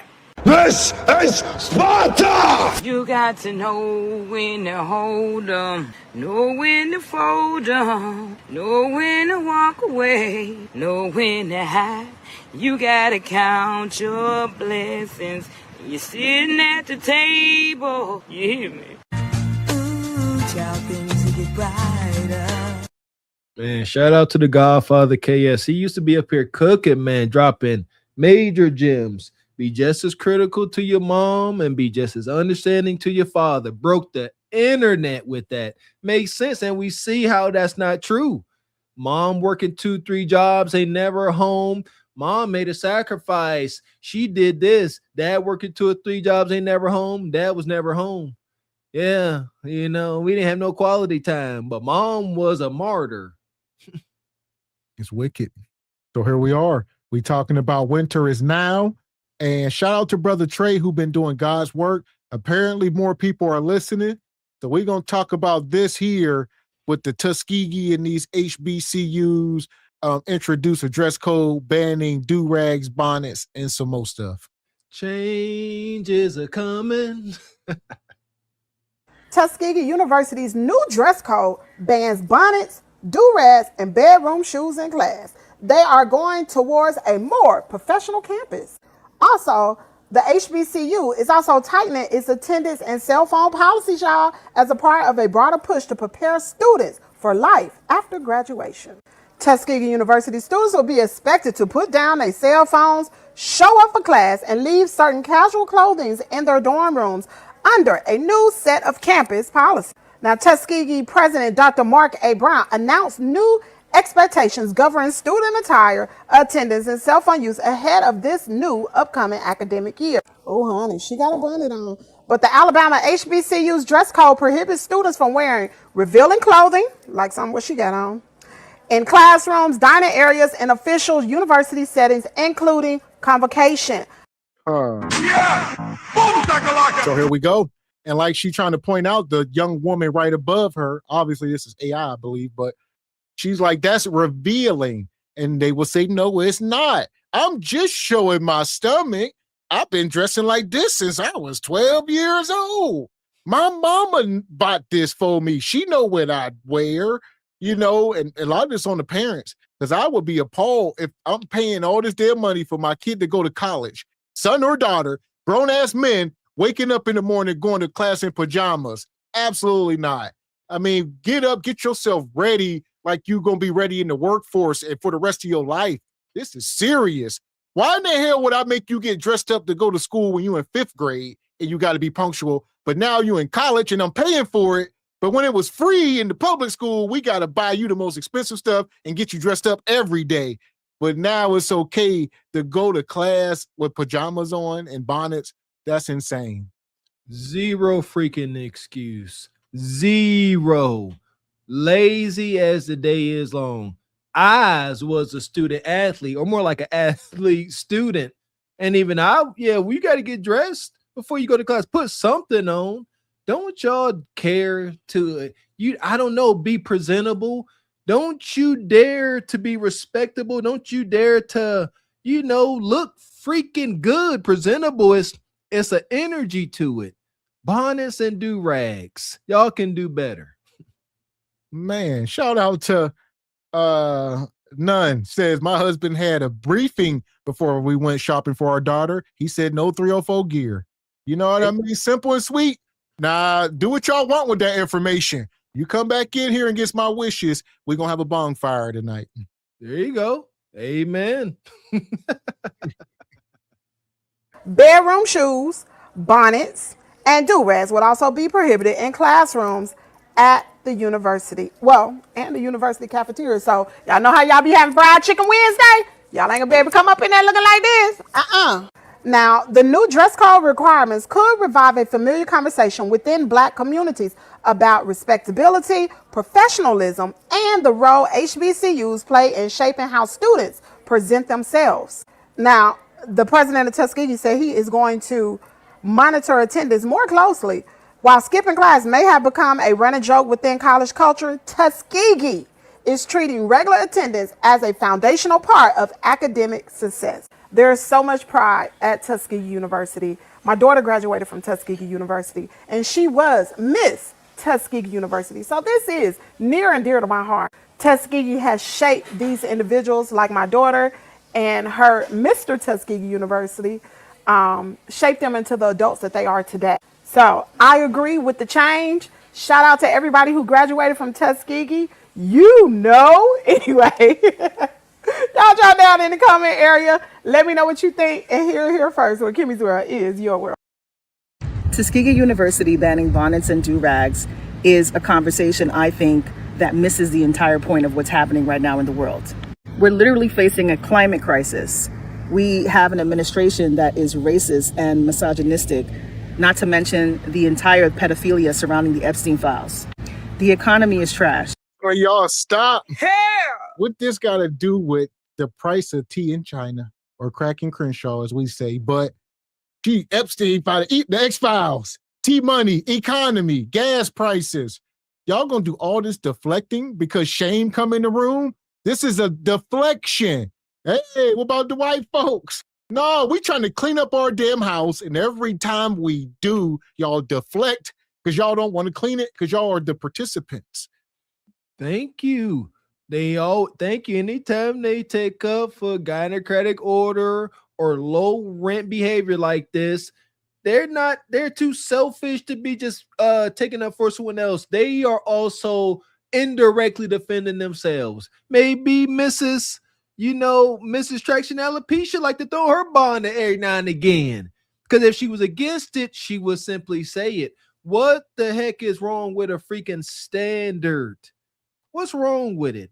Again, we live in such a superficial world, but we don't want to acknowledge these things. People that present better, look better, don't stink, groom themselves, get better outcomes in life. This was one of the KS messages as well. That's why that ninja came up there with a multi-$1,000 suit every time. And it was what it was. Shout out to KS, man. Young people who are graduating can't find jobs. But right now, we want to talk about quote-unquote professionalism and banning bonnets and do-rags. Now, do I understand the need for some kind of policy? Maybe you say when you come to class, for example, if you enter a classroom space, you should take off the bonnet and the do-rag. Understandable. But to ban it completely, number one, it begs the question of who is this really for? And I have been getting into it with some people on LinkedIn who are so committed to saying they're going into the workforce. Have you seen the current workforce and what's happening to the workforce? What's happening with AI? Why are we pretending like nothing has changed in the past 10, even 15 years? Why are we pretending that students are entering the same kind of economy? It's all bad. So, that could be a message. Tell them not to go to these colleges at all, especially for the degrees they are going for, because a lot of these jobs just won't exist anymore, or they just ain't paying. You'll never be able to pay the loan back or even find a job. Like I said, this is in Alabama. Shout out to Tuskegee. But yeah, there's that. So I mean, come on now. I mean, look at Casanat with the Streamer University. I think he had millions of people just apply for it. They say more people applied to go to Streamer University than Harvard, Princeton, all these colleges combined didn't have as many applicants, which is showing you a lot of folks is going more towards this streaming world. A lot of young kids, they ain't going to college anymore. But the ones that are, y'all need to have some decorum. Shout out to Casanat. He got celebrities threatening him to go to Streamer University. I think he had Soldier Boy. Like, you better let me come. Like, yeah, he got it going on. We got to make sure there's a demand for all this money we spending. I know that was one of the big things my guidance counselor in high school taught me, and I thank God for the guidance I did have. Find something that's going to have a demand. Don't just go to college just to experience the college experience and then wind up with debt you had gonna have an extreme hard time paying off and no career to go into just because you wanted to do it or your friends was there. This is the exhausting part of parenting. Like, you got to sit down with your kids and help them make the right decisions. And in doing so, you take, as parents, we take some accountability. Yeah, because we are guiding them, but we got to do it. Man, and shout out to Devil's Game. Says bring back respectable in the Black community. Yeah, respecting the Black community. Yeah, I agree. Yeah, that part. And Stuntman Kareem says classic move in the goal line, the goal post, just to wear bonnets. Just to remain lazy, brother. And Mr. Jersey Worth says she looked like JB Smooth. You ain't worth a dang for that. God, here we go. Dang it. The reality is that focusing on bonnets and do-rags is a question of respectability politics, whether we want to talk about it or not. A respectability politics says that if I dress nice and look respectable at all times, everything is neat, everything is clean, people are going to respect me. And I get it. There's some truth to how you're perceived. And also, we know that a Black person wearing a suit and a Black person wearing jeans can both get killed by the police. So what are we really talking about? This is not the time to police students' bodies, especially this generation has been born into a completely different digital world. And they really have a different way of doing things. We can also learn from them. I understand wanting to have different policies and practices in place, but let's not turn universities into just job training grounds or corporate training grounds. That is a part of it. That is not the entire story. What? And I stand by it that Tuskegee University, this is not the conversation to be had right now. I wonder how many of those students are getting scholarships. I wonder how many of those students have housing. I wonder. Hello, beautiful people. Y'all know I love a good yap. I've been thinking about this bonnet and do-rag situation at Tuskegee. And at first I was like, okay, makes sense.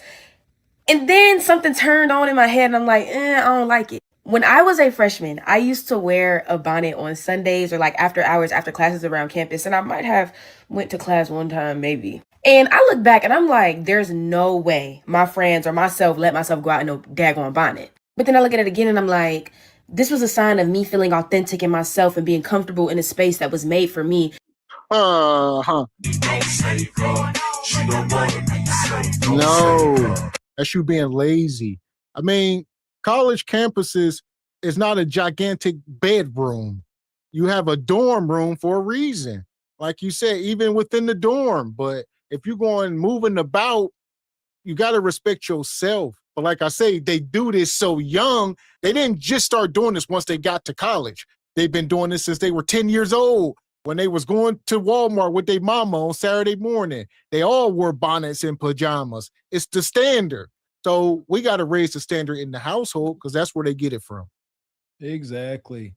And this sister's so off base, or the last sister, saying that college ain't like a corporate training ground. Yes, it kind of is. That's what you are there to train and prove yourself and develop habits and skills to further your financial independence at the very least, if not success. That's what you're there for. It's a proving ground, corporate, whatever the environment you're going to go into. But it's definitely not just, I can't stress enough, it's not there for a daggone experience. Me and my teammates, we used to often complain that regular students got it easy, man. All y'all gotta do is go to 2 to 3, 4 classes a day. Y'all got the rest of the day to yourself. Where athletes got to go to study tables, early morning workout, practice, study tables, film, more working out. And we were allowed to wear none of that bull jive. Zero freaking excuse for y'all regular students. Being able to walk around in a bonnet and not feeling like I would be judged or thought of any differently because it's a cultural experience that we all share. My thing is, instead of putting a rule in place that limits Black culture, I don't care if it's a bonnet, do-rag, whatever, the fact that it's anything related to Black culture, there's a rule set in place to limit it. And maybe I'm thinking too deep, but like, I just don't like that. We have laws set in place to protect our natural hair in the workplace, but then you go to an HBCU, which is the epitome of Black excellence in culture, and there is a rule set in place to limit said culture. And like I said, looking back, like, and even now, like, I don't wear a bonnet in public no more. Because I definitely agree that there is a time and place, for sure. But I also think it's common knowledge amongst HBCU students that you know that you don't wear a bonnet or do-rag to the career fair, things like that. But my friend just now asked a great question, which I was also thinking, like, is the entire HBCU campus a professional setting? Like, this is a place where we live. This is a place where we have parties and stuff sometimes, too. My thing is, like, what is it being set in place for, actually? Like, are we conforming to the world that we live in? Like, we already do enough conforming. Why am I being conformed on my HBCU campus? And this is my last thought, I think. But I feel like instead of setting a rule that is policing Black culture, how about you implement things that promotes professionalism? Or, because I know like a lot of HBCUs, there are designated days where students wear professional wear. I love that. How about we educate people more instead of trying to police or conform? Because personally, at my HBCU, without rules like that being set in place, hell, that's because that's not their job.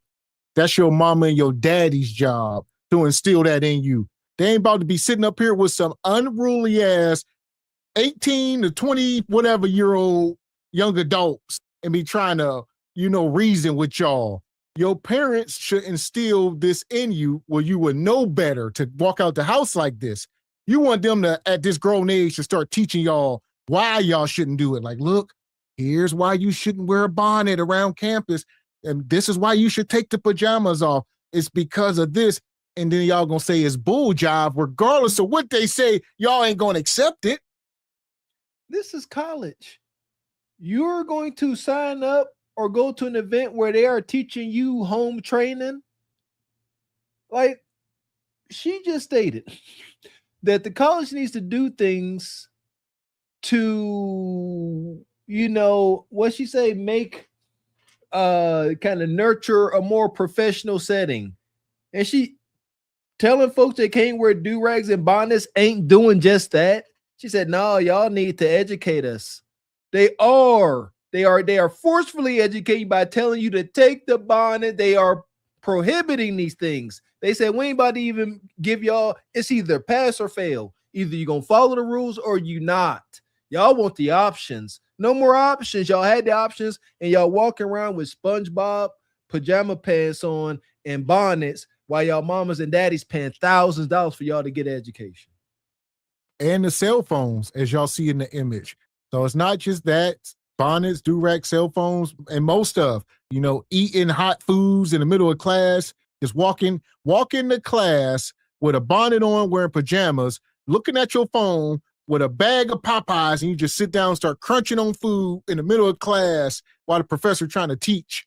Like, come on now. And I could imagine professors then got softer, just how military then got softer.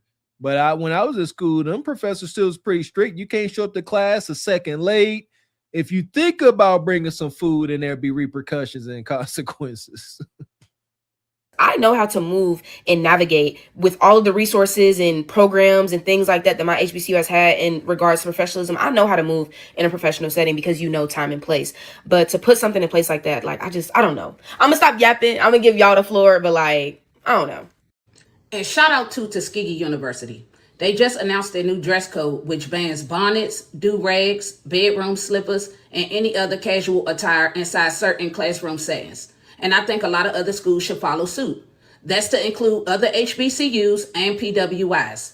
You go to college to get prepared for the workplace. And inside the workplace, they have dress standards. They require you to dress professional. So yes, I think that's a good idea. And they want a more professional look on their campus, which also makes sense. Why would a person spend thousands of dollars on these degrees and then they get out of college and you don't know how to even dress for the interview? And this is what's happening. And there you go. Hell! That's a great example. It's just, practice make perfect, repetition, being consistent, and all them things make sense. Even I can remember when I was in trade school, going for automotives, you had to carry yourself like you would as if you was getting ready to go into the field. So we couldn't wear what we want to school. We couldn't even wear shorts because you ain't allowed to wear shorts inside of a damn workshop or being a mechanic, working anywhere, technician.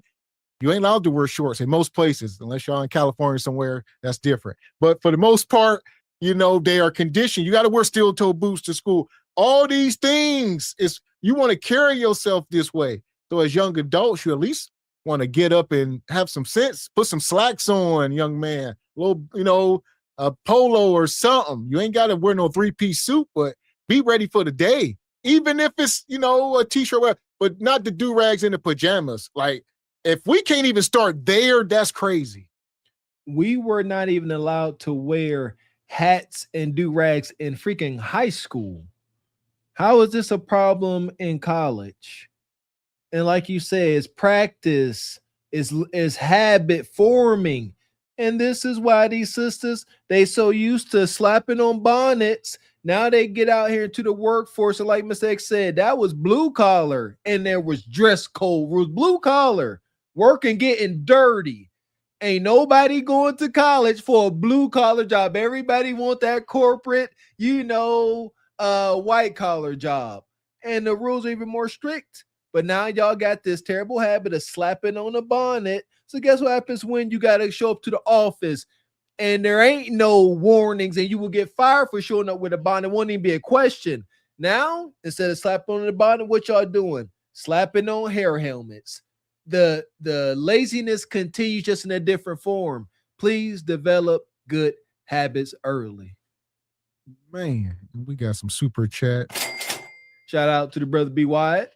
Says disingenuous arguments all day. I've heard banning bonnets is anti-black, yet they want to wear PJs to class like the suburban white kids. Nastiest of work.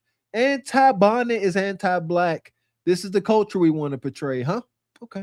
Well, that's what the woman said. Now she said anti-black agendas and stuff, but listen, come on, man. We got to get the bar. We got to raise the bar out of hell. For at least let's get it to ground level. Good luck. Appreciate you, brother B. Wyatt. Says original bonnets, some bonnets had a brim to block the sun and they were used for gardening and field work. They didn't look like shower caps like today. That's because they are shower caps. They are sleepwear. They just don't care. I ain't got no time to play. I'm just gonna make that goddamn money and keep it moving. You hear me? Just stack, just stack, just stack, just stack and stack and stack. You hear me? Big shout out to brother Derek come through with the 50 ball, helping sponsor tonight's show. We appreciate you. He says that is not black culture. Amen. Wearing a bonnet outside of your home is trash. These people are always glorifying trash culture, calling it black culture. That's my issue. This is one of the reasons some black immigrants are so bold to say FBAs don't have culture. And that's why we got to continue to sound the alarm and clean up the mess in our own back room instead of being worried about everybody else. Man, so this is a great super chat because it's actually going to hint on a little bit what we're going to talk about tomorrow, I believe. So make sure y'all there for Truth Over Lies. We got some stuff to talk about. There you go. Appreciate you, brother Derek. Appreciate y'all.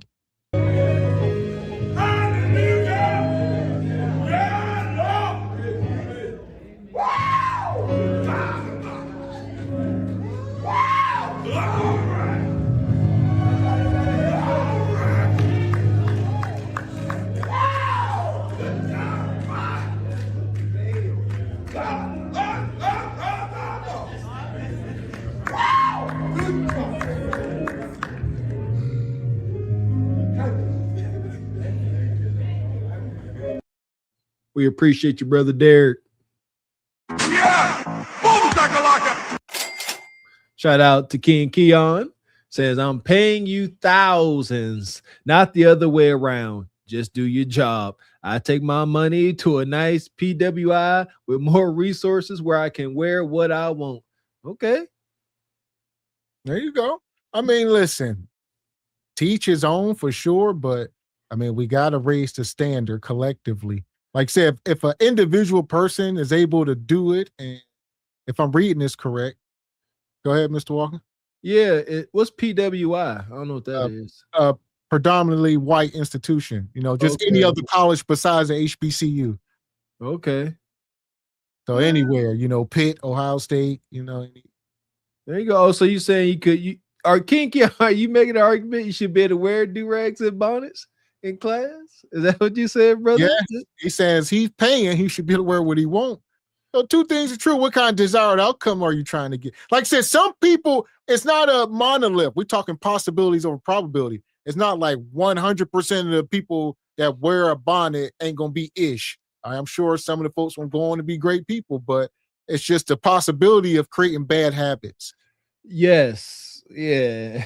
And we want to take the chance. If you wear the bonnet outside, there's an asterisk above your head in my book, man. Yeah, we can't be that honorary till we say we pay and we should be able to wear whatever we want. That's how we got here. Some of this stuff is free will and no standards is how we got here. And we want to get the most for our money. We want to get the best as our outcome. In the world, people, there's a human element here. Do you want to be dealing with come on, folks that went to college, you want to be ticking off a professor like this? Do you really? They could grade you how they want. So they're like, all right, Keon, you graded on the curve with you wearing your do-rag, and you got to deal with that. Oh, I'll fight them. Good luck. Why go through the heck? Just take the do-rag off, get your education, go make your money. That part. Yeah! Happening with a lot of the youth. You have spent tons of money in college, but you don't even know how to present yourself. And presentation is important. And because a lot of parents are lacking in teaching these kids anything, now it is the responsibility of the school to have to teach them that you do not roll out of bed and walk inside of anywhere professional, school, jobs. So yeah, kudos to them. Hopefully this becomes a thing in college all across the board. Baby, Tuskegee done started a tug of war tussle because they are banning do-rags and bonnets, not just in the classroom, but in the cafeteria too. They can't just get up for some breakfast with a little bunion on. Trust, I'm not big on the bonnet and the do-rag situation out in public, but at the same time, I can also admit that when it comes to HBCUs or just the Black community in all, we absolutely have bigger fish to fry. Tuskegee and including other HBCUs, y'all financial situation be so skewed. The behind the scenes situation with administration be so effed up that for y'all to be focusing on bonnets and do-rags. And I guess I get it. You want your students to be held at a high regard in your eyes. But like somebody said, baby, we used to get hosed down in suits. So what's your point? And just because you're prohibiting from them wearing them on campus don't mean that when they go to their local grocery store or go back home, they're not going to continue to wear them. It's like I get it, but I don't, because the focus should be making sure them babies get their financial aid on time. This is wicked. She keep moving the goal line all over the place. So now, well, first of all, two wrongs don't make a right. So even if there's financial problems and this and that, you got to start tackling some of these issues. This is a college campus. They ain't got bigger issues. It's not like a lot of crime. People ain't being deleted. Like these are the central issues, because there's behavior that is attached to people that wear this type of stuff. It just is what it is. All right, Bonquisha more likely to crash out with a bonnet on. I'll guarantee it. And Nug Nug with his do-rag. That's just the facts. So we trying to minimize that so y'all can act like y'all got some decorum. There ain't one sane man that won't acknowledge that you walk, stand, talk different when you got on some slack, hard bottom shoes, a nice button-up shirt compared to you having on your tennis shoes, sweatpants, leisure wear. You move different, you step different. It is what it is. Yeah, I am a lot less to get into a physical confrontation when I'm dressed decent. I ain't about to mess up my shoes. We can talk about this.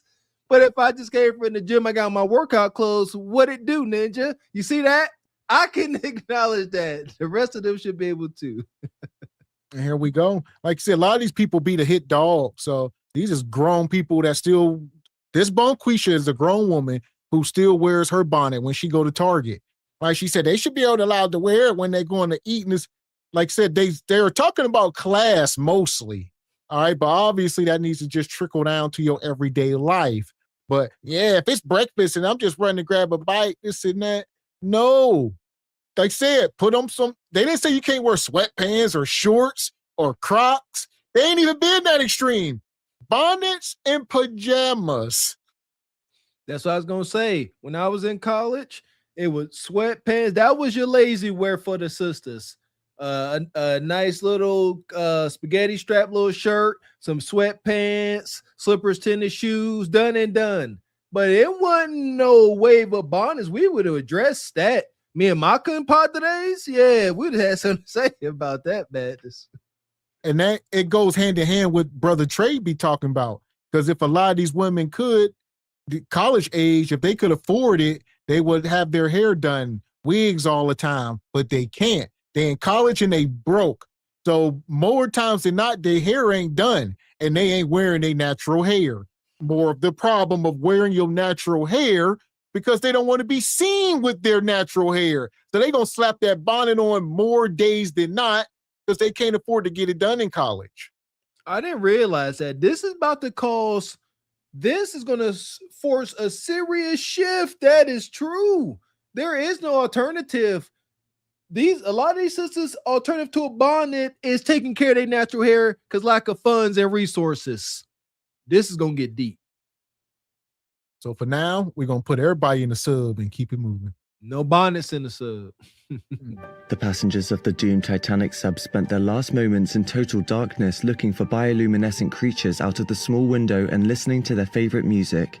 The new details of the 5 passengers' final moments have been revealed by the wife and mum of the father-son duo. Wade in the water, wade in the water, diamond wade in the water. Something's gonna trouble the water. You better wade in the water. Yeah,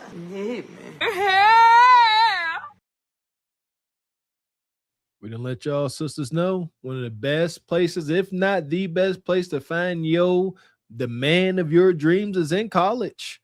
And you out there wearing bonnets, you are not about to get that ring by spring like Becky and them. You see what I'm saying? There's reasons for the rules. It's all about desired outcome. But keep on with the bonnet, love. Man. Appreciate you, brother EV. Says bad habits done often creates your character. Yes. There you go. Shout out to Ashy Foot Productions. Says announcing new Legos flag bonnets for sale from Ashy's Bonnet Supply Store. Naturally. So, yeah. And like EV said, the old school saying used to be, even it's a sports analogy, but you practice how you play. You're going to practice how you play. A lot of that can trickle down to the whole bonnet situation. So, like you said, y'all get into the corporate workforce and think y'all can get away with stuff because y'all been doing it all y'all lives and y'all be in for rude awakenings and getting fired and stuff. There you go. Practice doesn't make perfect. Shout out to my weight training coaches. Practice don't make perfect. Perfect practice makes perfect. What are y'all practicing for? It ain't perfection. Man. Yeah! Boom, so here we are, folks. Winter is now, and we about to go over to Bonquisha's favorite panda bear. Black queens forever, snow bunnies never. Talk to Umar. He out here still on a victory tour. He on a victory Kudakata tour. Oh, look like he done found some 5'5" little thick in the thighs. What you got there, Umar? Black queens forever, snow bunnies never. This is what we call hot cinnamon. Yes, thank you. Huh. Yeah! Boom shakalaka! This is wild. All right, queens forever, snow bunnies never. This is what we call hot cinnamon. Yes. Huh. This is wild. Listen, what the hell? She looked like Umar. Why are you kissing on this woman? Is this appropriate? Huh? Can you feel the love tonight? Umar is, oh, I knew this was coming. I know this ninja. Umar is like 6'4". He's kind of like a bully, gonna do what he want. He let us know how he move. Come have, midnight basketball with Umar. Yes, if your woman go around Umar and she act available, he putting his lips all on her. He said this one here is hot cinnamon. That's a new one. He felt that. He said, yeah. He said, let me look at you. He said, I'm gonna call you hot cinnamon. Sound like a PIMP, huh? Man, he just making stuff up at this. Hot cinnamon. Come on, Umar, you just throwing stuff against the wall now. Huh? Call it hot tamales. Like the Mike and Nikes. Huh? Yeah. Hot cinnamon.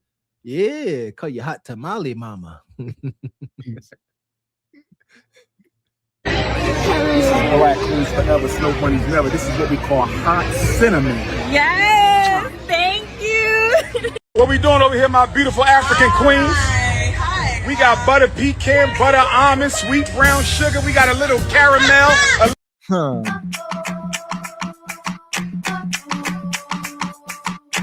This is it. This is what Umar's content has reduced to, being a poon hound. All right, walking up on women with no bras on, kissing on women, offering meat. Umar, fire the fans only. That's next. Check me out on fans only. All right, I can see it. It ain't gonna be fans only. It's gonna be Pan-Africans only. Huh? Oh my goodness gracious me, and Jollof rice. I don't know. That's a different one. That's a different. Hopefully he don't stoop to that level. Hopefully don't get to that point. However, I don't put nothing past nobody. Shout out to my mama. Yeah, I don't put nothing past anybody. I can see it. Hopefully not. But all we can do is hope. We got butter pecan, butter almond, sweet brown sugar. We got a little caramel, a little cinnamon. We got a little bit of nutmeg. Huh. Look at them. They eating it up. They like, oh my God. Fellas, take notes. All right. All these women really want is compliments. Now, whether or not they give you coup de kata, that's up in the air. So that's why we call you a pander bear. So I would say don't do it. But if this your last resort, listen, there is a method to this madness. Pandering like this again, he has found his lane. He's an educated brother. Ain't nothing dumb about Umar. And he know he can get away with. Look at they gushing. Again, he's 6'2" plus, about 250. He a big brother. They are smitten. And he up here talking this, oh, y'all so beautiful and gorgeous. He got him. I ain't mad at it. It's he a player. Play on, player. Queens forever, snow bunnies never. What y'all doing over here, my queens? Press on nails. You don't have to go to the Koreans, come to the Afro queen. That's right. You ain't got to go to the Chinese, come to the sisters. The press on nails. Nails by Dia.J. The young king said, are you single? It's complicated. Oh, she is single. So you can hit her up. Are you single? The young kings want to know. She's single too? And are you single? The young kings want to know. She's you a lie, and the truth ain't in you. Umar, the young kings don't want to know ish. That's another thing. So Umar goes live and then he can disguise everything behind the comment section. Hey, the chat said, let me see them biddies. The chat said, pull your shirt down. Hey, I got some Mardi Gras beads. The chat said they want to see something real quick. It's the chat. It ain't me. I'm gonna cover my eyes, but the chat want to see. I'm gonna hold the phone. I'm gonna cover my eyes. It's for the chat. They want to know, you single? The youngest in the chat. What about you? Oh, y'all, they. Hey, the sister to the far right. Now let's see how much attention or lack thereof she get now since she has acknowledged she's taken. Not these two though. Yeah, especially her. I ain't mad at it. Umar need to get him a lady and settle down. But we didn't discuss this. A single, healthy, ambitious Poonhound of Ninja need not be running any organization like this and not have a lady to satiate his thirst. Because he gonna go trying to get his thirst satiated by every walking orifice, female walking orifice, just to be fair. But nevertheless, it's egregious. You hear him? He referred to these women as sweets and treats, things you put in your mouth. That's sexual if y'all don't know that. So you can hit her up. Are you single? The young kings want to know. She's single too? And are you single? The young kings want to know. She's taken, but you got two single for the young king. Somebody said, are you on the menu? She's not on the menu. She's not on the menu. Come. This is wild. This got to be AI. Umar, this is not becoming of you. You're supposed to be a leader of a school and of a community. All you keep walking around doing is trying to hunch like every typical nug in the hood. Umar just walking up and down this, they got this bodega, little farmer's market going in the hood. And Umar just walking up to every woman. No bread, no water, just meat. That's it. Are you on the menu? Once again, is that appropriate? Just how there is no single woman out here looking for a man, inquiring for other women if guys are single. Umar ain't up here inquiring for other guys if these women are single when he's single and want a woman. That is, if that was true, that would be cuckold behavior, buddy. He ain't that. He won't cheeks himself. He ain't trying to pass on cheeks. It's wild and bizarre. Umar, get you a woman. It's funny, but it's also cringe. It's hilarious. But he is supposed to be a scholar, somebody in academia. This is cringe as it is funny. Yeah, I see y'all the shirt. I love exotic bees. That's why she said, is you on the menu?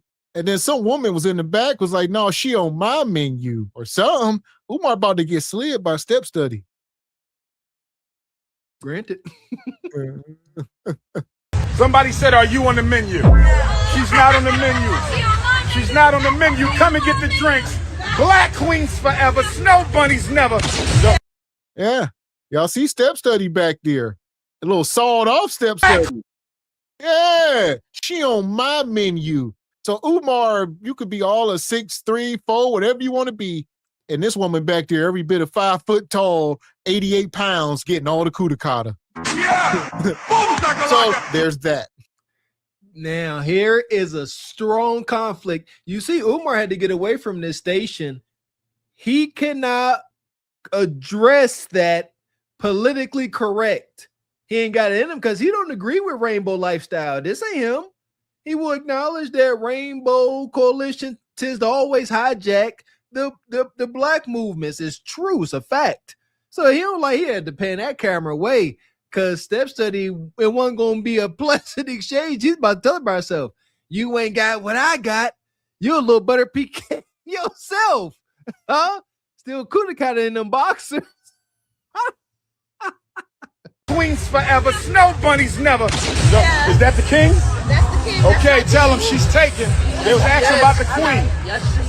They said, you got any cousins, sisters, nieces, goddaughter? She taken. Stop being thirsty. She with the king. Thank you so much. Ladies. Umar, stop. You got to stop disguising the chat. You about to mess around. Umar, you done ran up on 2 women so far, and they both were taken. One by a man, one by a woman. All right, she got the biddies out. Umar said, ooh, I like this. All right, and he said, is this your man? Umar walked right up on her, seen them biddies, as y'all see. This is what he seen. And he like, oh, and then she pointed. She said, right there, Umar. If he wasn't here, Umar, I would give you some, probably.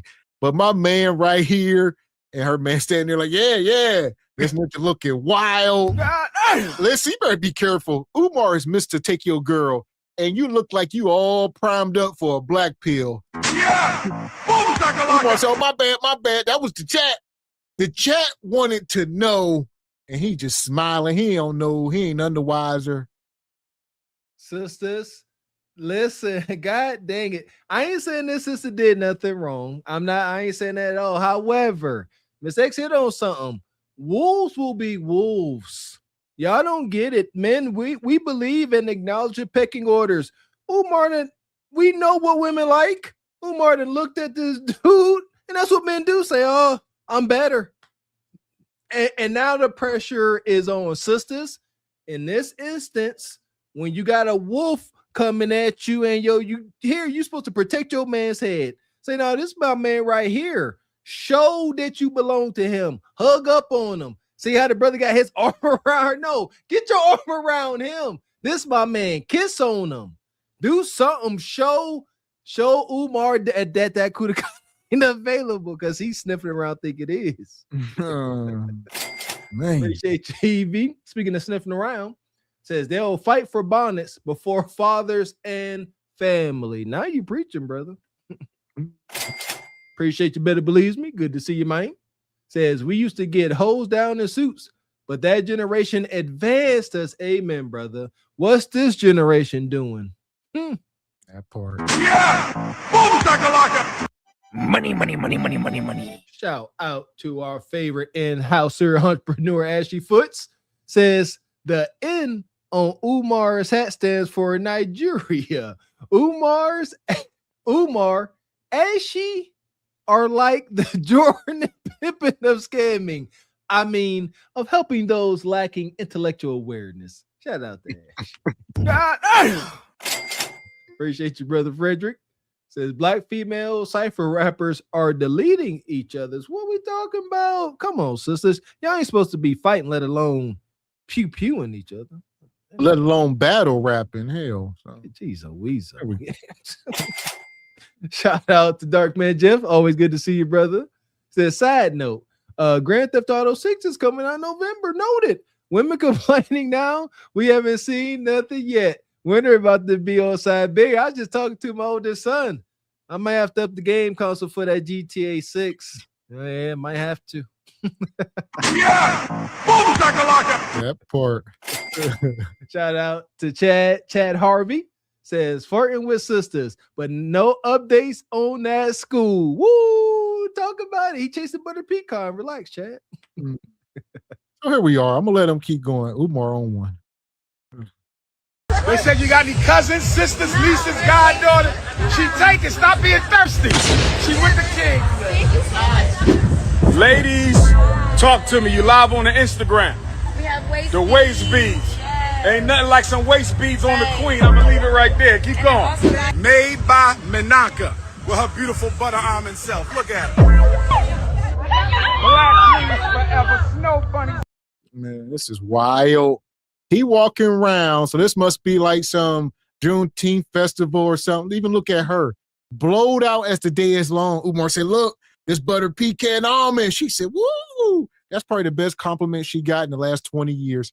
This is why Umar knows he always gonna have a place to lay his head because women like her, Umar will never go homeless, will never starve. You will never see Umar on the streets holding a can because women like her, they will always provide a safe haven like the damn Underground Railroad for Umar. I'm trying to tell you. Yeah! Boom, shakalaka! I'm trying to tell him as well. And it ain't gonna be him begging. That's why I said I salute the folks getting desired outcome. If Umar ever call on one of these sisters via DM, they are going to be ecstatic to house this ninja if need be. Whatever assistance he need, they ain't gonna be sitting there like, they're gonna be like, yes, that feel good, that copium he dishing out like a daggone crooked politician. I hate it, but it works. All this pandering to what? To whose advantage? Calling this sister butter pecan, Mother Sea Moss gold. I'm for real now. We give compliments when we can, but that ain't gonna make her go to the gym. That ain't gonna make her step away from the table. That ain't gonna make her put down that tub of Ben and Jerry's ice cream at 1 a.m.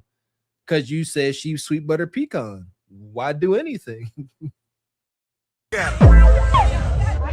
Black queens forever. Snow bunnies never.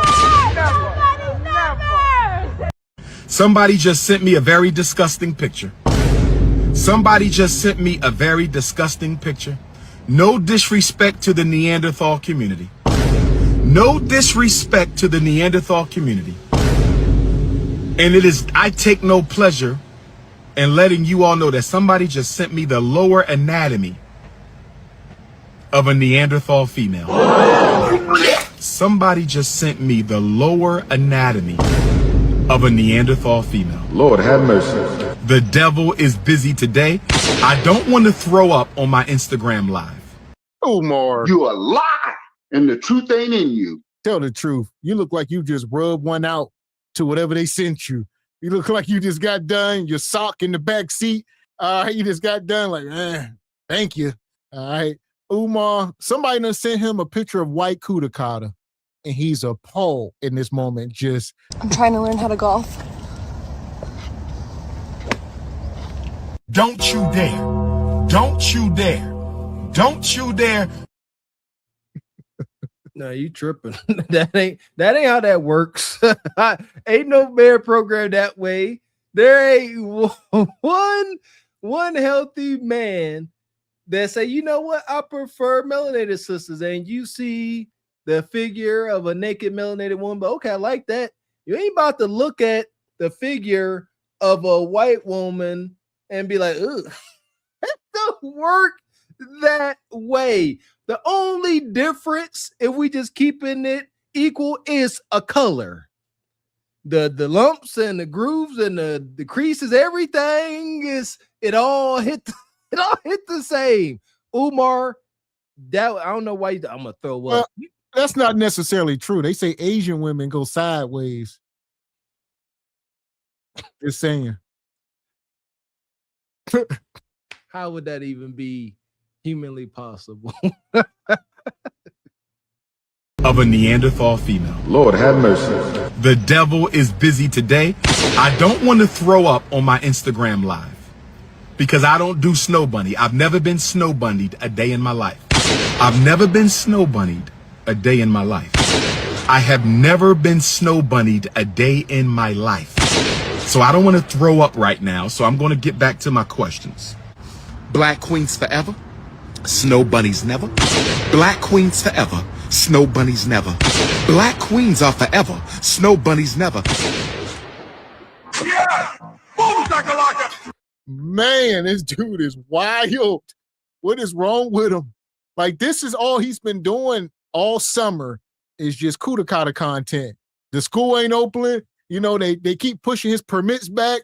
The school should have been open. Everything ready, but the permits is delaying. So all he can do now is let his flesh be weak, you know.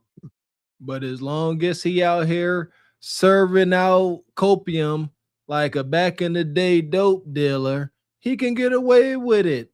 The folks that patronize him and support him in mass, the melanated sisters, he can sit here and scam all he want, but as long as he telling y'all so beautiful and the sun rises out the crack of y'all butt, y'all will continue to just love on him. Oh, y'all know this ninja scam, and that's all right. He good. Why? Because he make me feel good.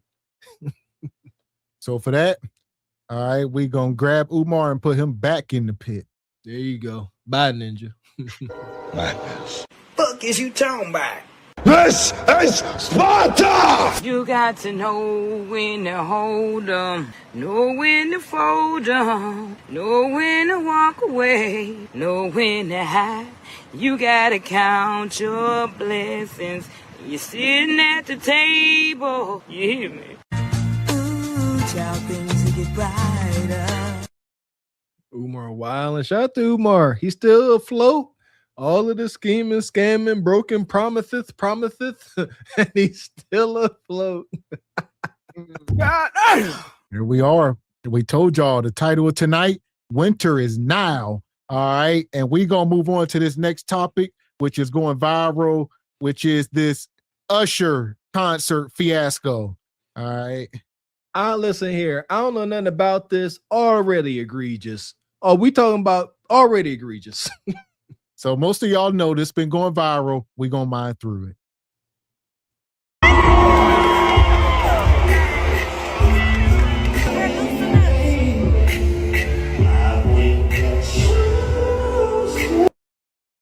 We're gonna mute the music, all right, for a minute here. It's the music y'all brothers need. And that Usher, some confessions. Y'all brothers better learn how to be, persuasive. So Usher got this woman on stage like he do so many other, and he go in to do, him and Chris Brown be basically hunching on stage. And for whatever reason, she decided to come on stage, but she don't appear to be with the program.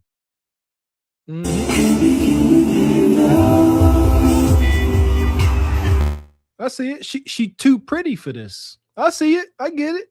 Look at Usher. Usher look back. This is a man that only been rejected maybe a couple times in his life. All right. And look at him. Usher said, what the hell? This woman come on stage in front of, there are women that will give both arms for this experience. And she up here like, nah. My thing is, why go up there? I don't know. See, look at this, brothers. Don't sit there and argue and debate. He said, oh, he sensed that energy, move accordingly. He said, oh, you ain't feeling me. Back on off. Gone. Obviously, this is a show, but this could take place in the bedroom. Yeah, and she ain't feeling it. Don't take no compromise or pity cuda cata. It's levels to it. You want that. You want a good hunting experience. When it ain't worth it, walk away. I don't think she want to be on the stage.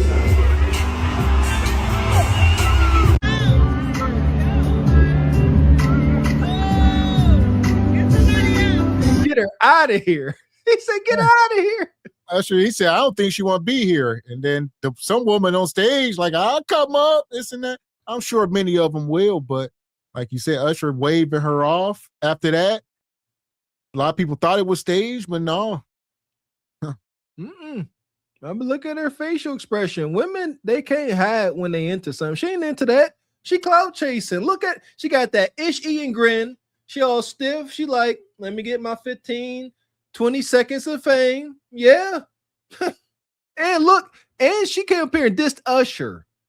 That may be a little notch on the Bellevue that got knocked. I done turned down ninja y'all women fantasize about. Huh? Is that an accolade in the gynocracy, the modern high in the world? Usher trying to keep up with Chris Brown. But everybody looking at Usher like, yo, Usher, you got that herp still. No disrespect. No disrespect. Like you ain't young boys, so they care about it with you. And there you go. There's that alization. So, and he said, Usher, they ain't trying to kiss up on you like that. All right. And if they do, they don't have no self-respect, including the woman that was married. There was a married woman there kissing on Usher in front of her husband. And he allegedly got something. And like he said, you ain't NBA young boy. They don't care about him. They say he got something too, but he got 20 baby mamas as well. So they don't seem to care. As I said before, we even rode this footage. Egregious. If you are, especially if you're in a relationship, I ain't got to say much. Like, you want to go to the Usher concert and be, gawking all over some other dude. I don't know nothing about it. But even if you single, what do you want later in life? Because the internet is forever. Do you want to be known as used to be the single woman that was up on stage getting hunched on and rubbed on by one of these entertainers? Or no? I think she wild, but I think she played her cards pretty good. She didn't come there and just let him have his way. I don't know what her thing was other than clout chasing, but yeah. Usher, my bad. So y'all really believe this fan paid all that money for the VIP tickets just to get called up on stage to reject Usher? Y'all really believe that, huh? Y'all really believe that she has so much respect for herself and morals that she just did not want to partake in that type of performance with Usher? Y'all really believe that, huh? Now, the reason why I'm asking y'all that is because too many of y'all are going out saying that, everybody ain't like that. Everybody don't want them artists all over them. Everybody don't like getting on stage and being treated like that. You have some women that have respect and morals about themselves. Child, y'all can believe that bullshit if you want to, but not me. Not I. I ain't believing it for a second. Now, first of all, Miss Gabrielle, which is the fan, she put this statement out. I want y'all to read this. Now, basically what she was saying in this statement is that she didn't get on that stage for Usher. She got on that stage for her. She knew thousands of people were going to be watching and y'all was going to see her because, baby, she was too cute not to be seen. It's pretty much what she was saying in this post. Now, she also said in this post that she didn't know that she was being called on stage to perform with Usher. They don't tell you which artists you are being picked to go on stage to perform with. So, with that being said, answers all my questions. And that question was, what was the purpose of you going on stage if you weren't gonna interact with the artist? And the reason why Gabrielle didn't interact with Usher is because it wasn't Usher she wanted to interact with. She wanted Chris Brown. Now, we all know, many times we have seen Chris Brown perform on stage. He has always had a fan come on stage to perform with him. And not one time, we ain't never seen a fan reject Chris Brown. To be honest with you, hell, Chris Brown look like one of them artists that ain't gonna take no for an answer. Bitch, you done got your ass up on the stage. And there you go. Hell! So maybe she did want Breezy. I guess they're in the back room. So the women are kind of pre-selected, or there's a section, I'm guessing, is what she was saying, where all the potential women are. So they put the baddest women over there and say, hey, one of y'all may get selected tonight to come up here. All right. So I'm guessing they don't know who, but so why even go over there though? But I guess like she said, she thought she thought that highly of herself that she was going to be selected at all, which is, you should be excited. But she said, no, I don't know. It's weird. She said pretty privilege. I knew what I was looking at before she opened, or I seen that statement. Ain't heard her speak yet, don't want to. Yeah, these hangs ain't worth a dang. They are full of themselves. Ain't nothing you could do for them but hand them tons of money for a ration coup de I understand that. I don't know which one of my old buddies said it. Just because these sisters look like something, that don't mean they got the full package. They have no personality, no conversation, don't even know how to hunch, even though they look good. Absolutely not. She just wanted her 15, 20 seconds of fame. She in her little reply, Miss X, she said, y'all thought I wasn't gonna go up there and be seen by thousands? Full of herself. It's going down. Now, I ain't gonna lie, I don't know why this young lady got up on that stage just to reject Usher. Because the damn show didn't have nothing to do with respect and morals. Now, we both know that. She got on that stage because she did not want to perform with Usher. She wanted Chris Brown. And that's just what it was. Because we know, had Chris Brown been the one that pulled her up on that stage, she was damn sure gonna perform. Now, y'all stop believing the bullshit that people be telling y'all, because, baby, at this point, she just saying shit. She just trying to give y'all a reason why she didn't interact with Usher. And we all know that bullshit ass reason she gave is a lie. Because you wanted to be seen. So you mean to tell me you spent over $2,000 for floor seats, VIP section, just to be seen? Because what if you wouldn't have got picked? Then what? Oh, listen. All right. It said, do y'all really believe this? So right now we all doing a lot of speculating, hearsay, but we ain't going to keep playing with it. We going to get it from the horse's mouth. So this is her here. She went live. She went live to clear the air. Look at her hyena tattoos. The archetype. This is the ones we tell y'all to stay away from. And we going to see exactly who this woman is tonight. Clout chasing IG baddie. Look at it. She didn't do this. She's viral right now. This all it is. A more opportunity to be freaking seen. Here we go. That ain't married. Chris Brown can do that. You on the other hand, Usher, you can't, sir. Okay? So. Sis, I'm not addressing the whole, like, everything that went on at the concert and everything else. I'm not doing that one. See, and then people can get in the comments, y'all coming in on this live saying she wasn't even all that to go on the stage and not do nothing. But my thing is, you specifically, were you available to go on stage? It was literally a once in a lifetime opportunity. That's not something that you're just gonna wake up and do every day. Like that just doesn't happen. You can go to 1 million concerts and never get pulled on stage or anything like that. That just doesn't happen. I just got on here because the post that I posted yesterday was strictly out of frustration. I woke up, we were still in Nashville after the concert because we stayed. I woke up to my phone and everybody in the city bashing me and calling me out of my name, disrespecting me. It started with one person making a post. So let's start. So I see y'all saying she sound country. She down in Nashville, Tennessee.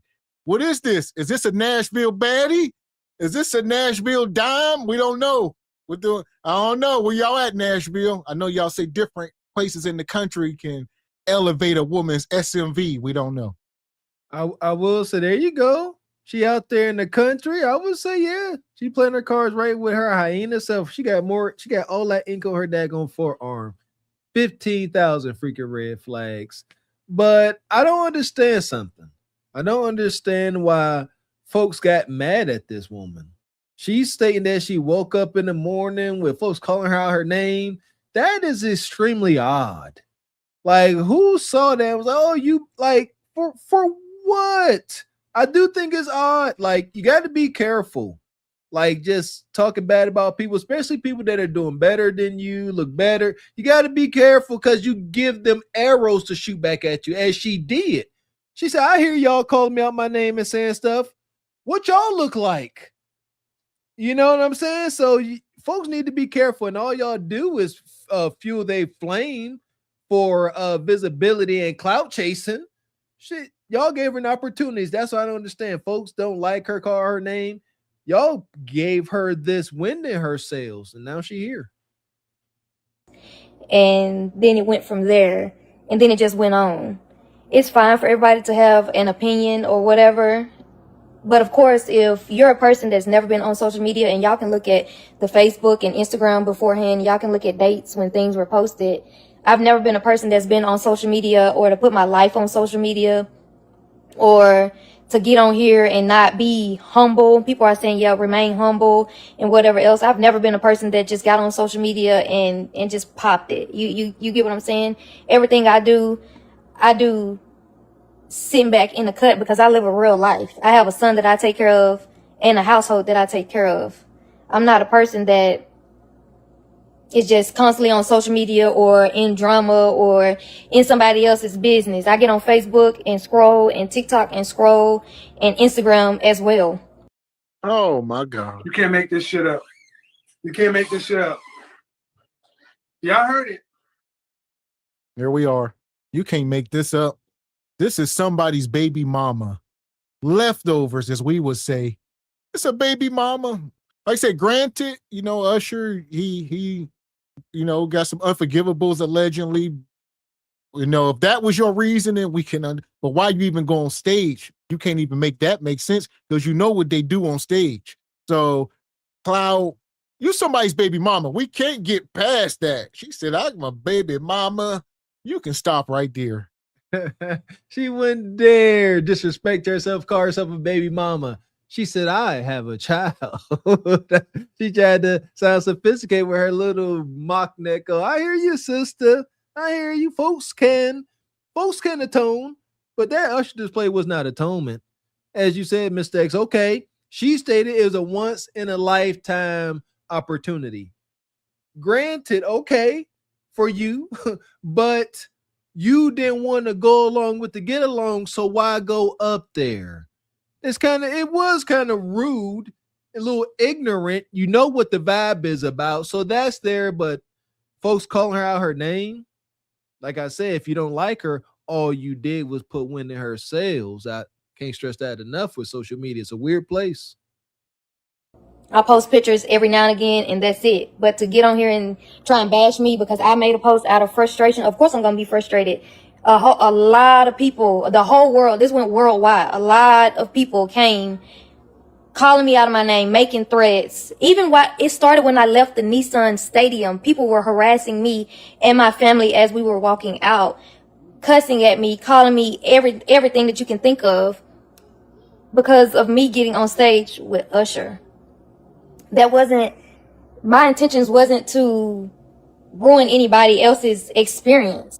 And then people are trying to say that I'm married. I'm not. Y'all took a maternity photo from almost 4 years ago and ran with it. The internet is going to say, man, listen, the net of it, you did ruin the experience. Whatever they do on stage, that is part of the experience. People are going to watch Chris Brown hump on the woman, Usher feed y'all cherries. It's all a part of it. So she say, oh, how did I ruin it? That's like, back in the Coliseum back in the day. And you say, oh, I want to get in there with another guy. And then you get in there and be like, psych, I'm just playing. Get me out of here. The folks sit in the crowd like, what are you doing? You in there. It's time. We came to see this. I retract my statement defending her. I didn't think about that way. I never been to a concert. That's my deal. I never been to a concert. I don't care to go. But yes, if I'm there to see a show and she interrupted the show. There you go. That's a call for some vitriol, a little bit of hatred. Folks today hate folks for less. That'll do. I take back what I said. You kind of begged for this kind of energy. Man. Appreciate you, brother Derek. Says, sorry, Mr. Walker. She destroyed your defense. Yes, she did. She went for clout. Her characters killed her for the clout chasing. Her detractors killed her for the clout chasing. They attacked her. For the yeah, gotcha. Yeah, I detract what I said. She was wrong. She interrupted the show. Man. Whatever, which is fine. Y'all came up with y'all own narrative. But me as a person, I got up there because I wanted the experience. It's okay for somebody to be nervous or whatever the case may be, but I'm not this mean girl or this person that always has an attitude. Same way the people in Chattanooga. When I said chat, people aren't used to anything. And it's true. People from Chattanooga get mad at you for something that you got to experience. It's okay for y'all to have an opinion, but when you start disrespecting me and saying outlandish things, I can get frustrated and mad too because I'm a real person and I have feelings too. I'm not anybody would have reacted the exact same way because you're frustrated. I have nothing to do with how my family responded. I'm my own person. I know how to handle myself as a grown woman. And the image that's being portrayed of me isn't correct. That's never been me. I'm a person. I'm a nurse. Yeah. I take care of my son. Oh. I'm a mom. Yeah, you're a nurse and a baby mama. All these red flags. And like y'all saying, she more than likely probably wanted Chris Brown. I believe Usher is in a relationship or married or something, ain't he?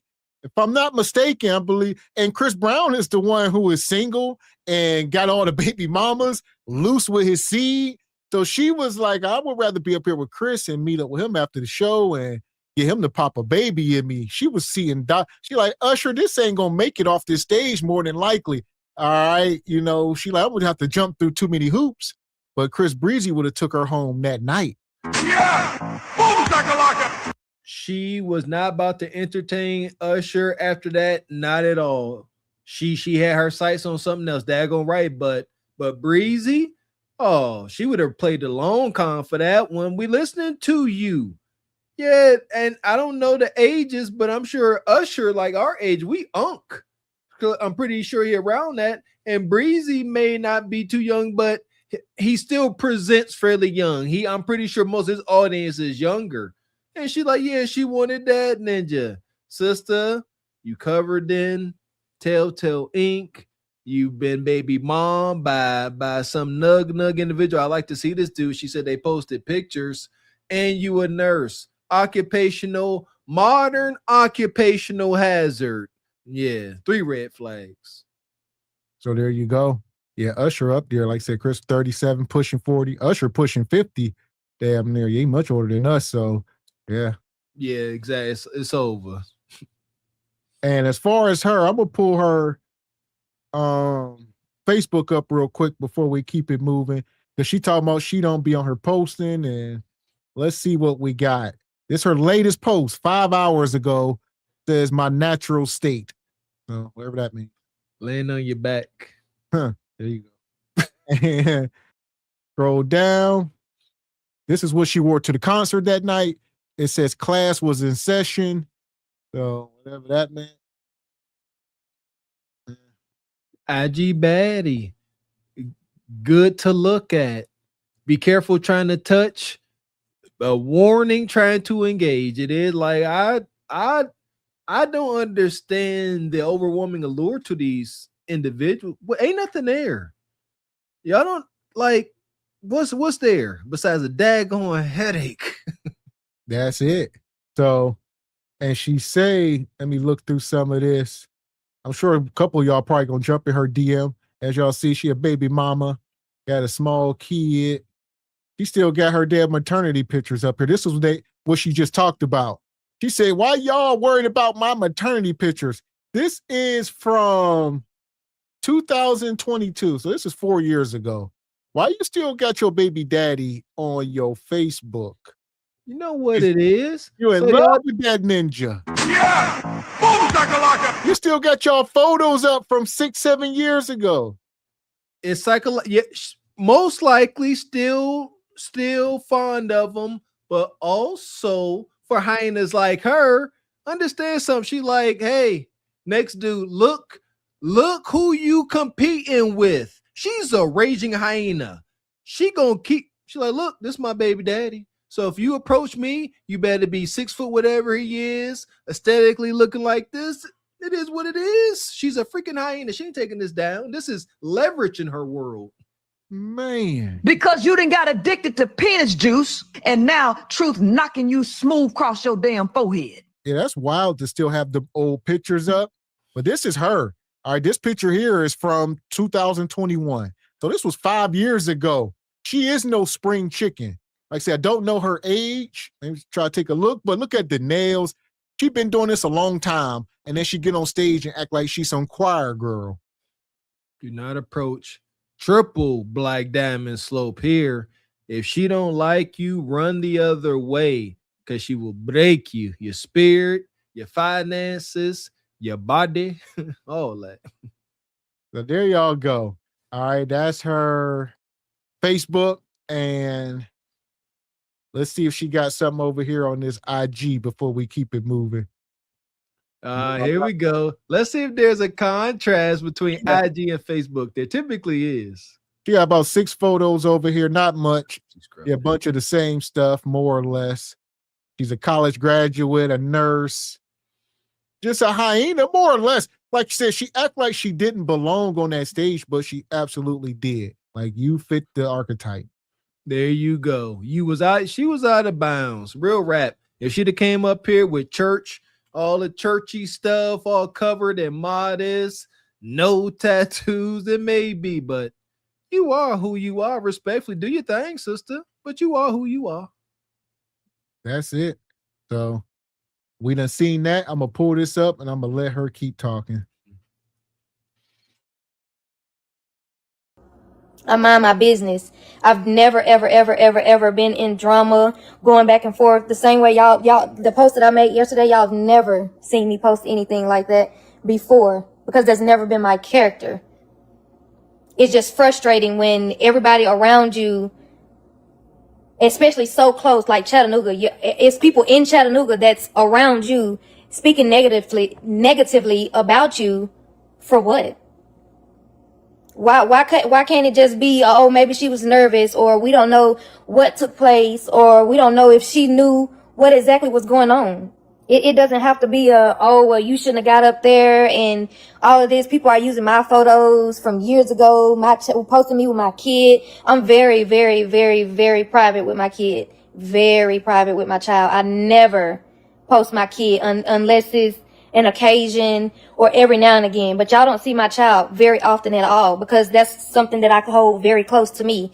So to go as far as posting me with my kid and all of this, using me, Bama, the wing place, using the photo, it's all Mon Frank when he was posting that, which that's cool. Everybody just wanted to laugh off of it, and it wasn't Chat was doing more degrading than they were trying to lift me up and be like, oh, well, yeah, I know her. It's even people in the city, in my city personally, saying, oh, well, I know her. No, you, just because you know of me doesn't mean you know me. It's very few people who actually know me and know who I am. You a lie, and the truth ain't in you. Bonquisha, will you stop? You are not a celebrity. You ain't Beyonce. They don't know me. Yes, they do. You never moved away from your hometown, maybe 20, 30 miles away at best. You sitting there, people from my hometown making comments. They've known you all your life. They know your baby daddy. They know who you done hunch. And they seen you on stage with Usher, and they said, we can't believe this dusty heifer who done slept with Rodney in his grandma's basement is up here turning down Usher. It didn't compute because they know you. They might not know everything about you. They don't know when your cycle come or what you like to eat, nothing like that. But these people know you. Y'all don't know me. Y'all know of me. I'm a special snowflake. I'm unique. I'm different. No, y'all not. Y'all did not hear some of these things. A lot of things KS said. You're not a special snowflake. You fit the mold. We can call it. We up here, we got dang near 99.9% accuracy when calling these things. You are who you are. You were who we thought you were. God dang it. In real life, I will give the shirt off of my back to anybody. I go above and beyond for everybody around me. And to say that I have a stank attitude or anything like that, I don't pop off at people until they pop off at me. I sit back, mind my business, and that's it. I'm not responsible for what anybody else put on social media or anybody that says in my defense. They're going to feel away if they know me personally and you're attacking my character, because they know me in real life, and that's never been me. People in Chattanooga can say that they know me. You know of me. If we went to school together, and you're years younger than I am, and we wasn't in the same friend group or same class or anything like that, you can't say that you know me. You know of me. I don't carry conversation with a lot of people. I don't associate myself with a lot of people because I have an image and my character to uphold. I'm not a person that's around here wanting the latest drama, wanting to be in drama. You've never seen me post a fight. You've never seen me post on social media about me being in tour with anybody. Hell! What does that got to do with anything? What, just because you haven't said it out your mouth, these people know you. They might have seen you in a fight. They may know people you hunch. You think all the men you slept with never told a peep, never said a peep, never told a soul.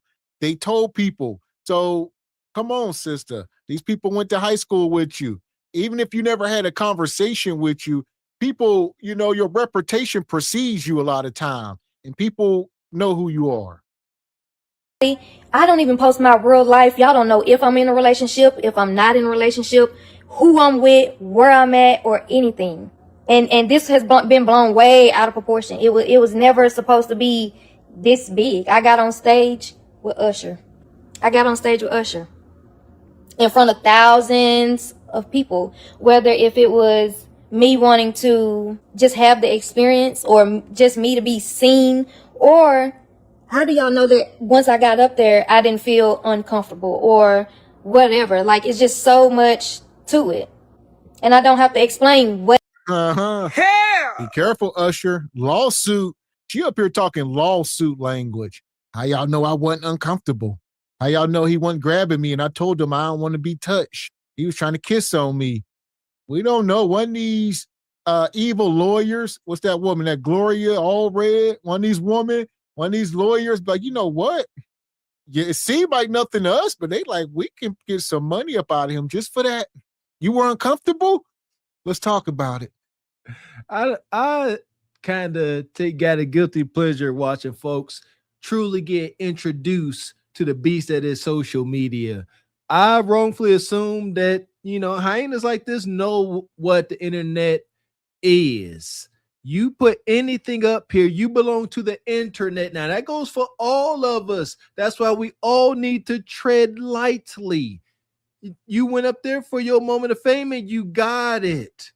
I find it amusing. Like, you didn't know this was gonna come with it. Folks ain't got to know you to talk about you. And shout out to the phenomenon that is social media, YouTube, live streaming, and all that. It seems like a lot of folks hate watch. I wouldn't be surprised if half the folks watching this now can't stand this. It's a wild thing. Anything you do on the internet, you're gonna have to deal with it or do some splaining. She doing a whole lot of splaining. That exactly went through my mind right at that moment, or what led up to that event. I was at the concert. We got moved from the floor to VIP. And once I got off the stage, I went back to VIP and finished enjoying the concert. I didn't think it would be this serious. And then for all these news articles and these big sites to try and take my words and flip them around and anything like that with the pretty privileges or anything like that, trying to paint me as a mean girl. I don't be on social media. I don't bother people. I mind my business. Y'all read my tone from my post because I was mad. I'm angry. I'm a person who sit back and don't say anything. So for y'all to be attacking my character, I'm going to get upset because I'm a real person with real feelings. Hell! Woman, you were on stage with Usher.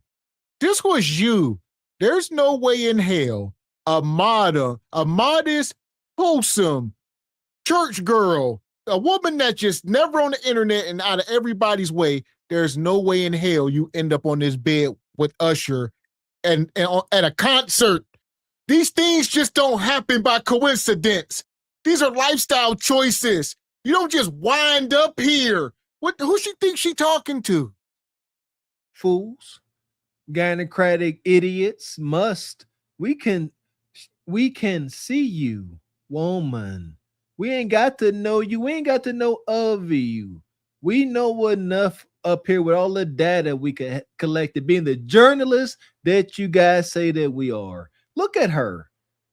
Like, you got a tattoo going down from your throat, down between your boobs, and then you got a shirt on that's cut to make sure that your breasts and everything is exposed.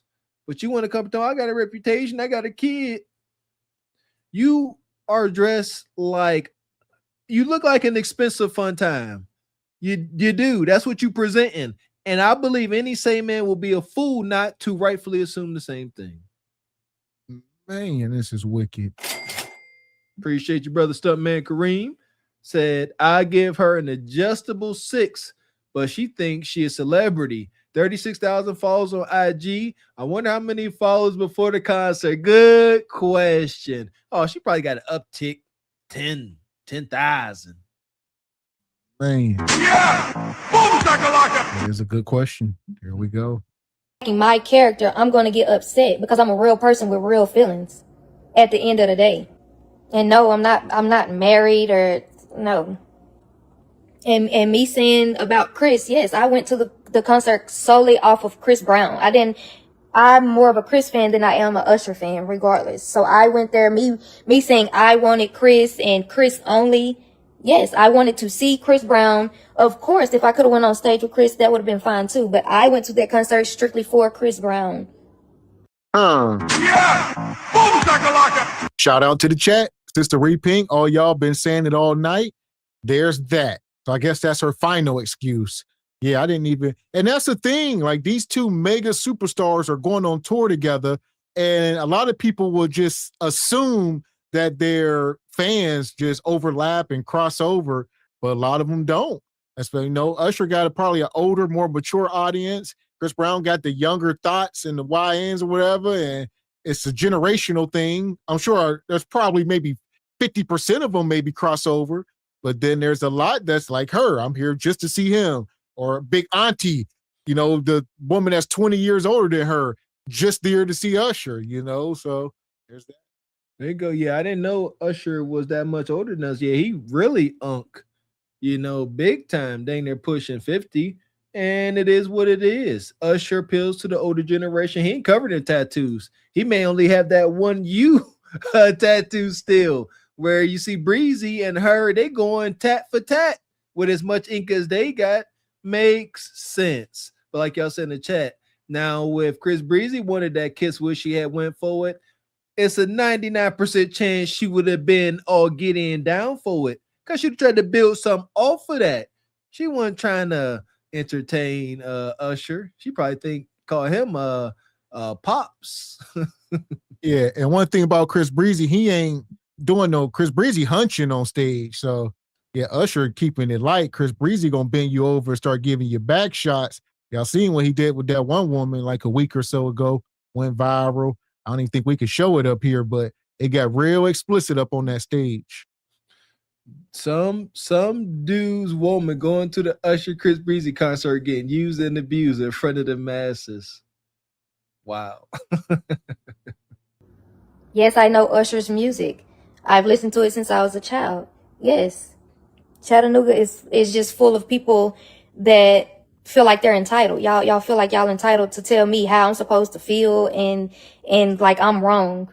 I paid my money the same way y'all paid y'all money to experience a concert. And I just so happened to be asked to go on stage. But I didn't intend for I didn't think my character would be attacked like this to make it seem like, oh, well, she just a light-skinned mean girl and whatever else. No, I don't do social media. I don't get on social media. I mind my business. I'm from Tennessee. Since I know they're going to be disrespectful regardless, I just got on live to clear up all the confusion because you know when you're making posts and whatever else, people can use that. They can read in whatever tone they see fit and whatever else. So I'm just putting a voice and a face behind the social media stuff that's going on right now because it's a lot of social media accounts and the Shade Room, Hollywood Unlocked, and everything else taking posts and just twisting it and whatever else. It's just insane. And if you really know me, then you know. Yes, I don't know why it's so serious to people. Why it got blown out of proportion to this. Yes, it was supposed to be an experience, and I got the experience. A once in a lifetime experience. This isn't something that's just gonna happen every time I go to a concert. But my words, it isn't gonna be flipped and flopped in my image as a grown woman and how I carry myself and how I handle myself isn't gonna be, y'all not gonna. Hell! Stop trying to act like you were compromising your integrity. Like say, if you're a good girl, it would reflect. You would never have been on that stage. That's the part she's missing. She act like, oh, it was just an experience. I just wanted to go on stage, jump around, and go back to my seat. You know for a fact what goes on at these concerts. Everybody knows if you get selected to go on stage, it's about to go down. So for her to act like she was going through Sesame Street, no, you was on Figueroa. Yeah! Boom, shakalaka! Thank you.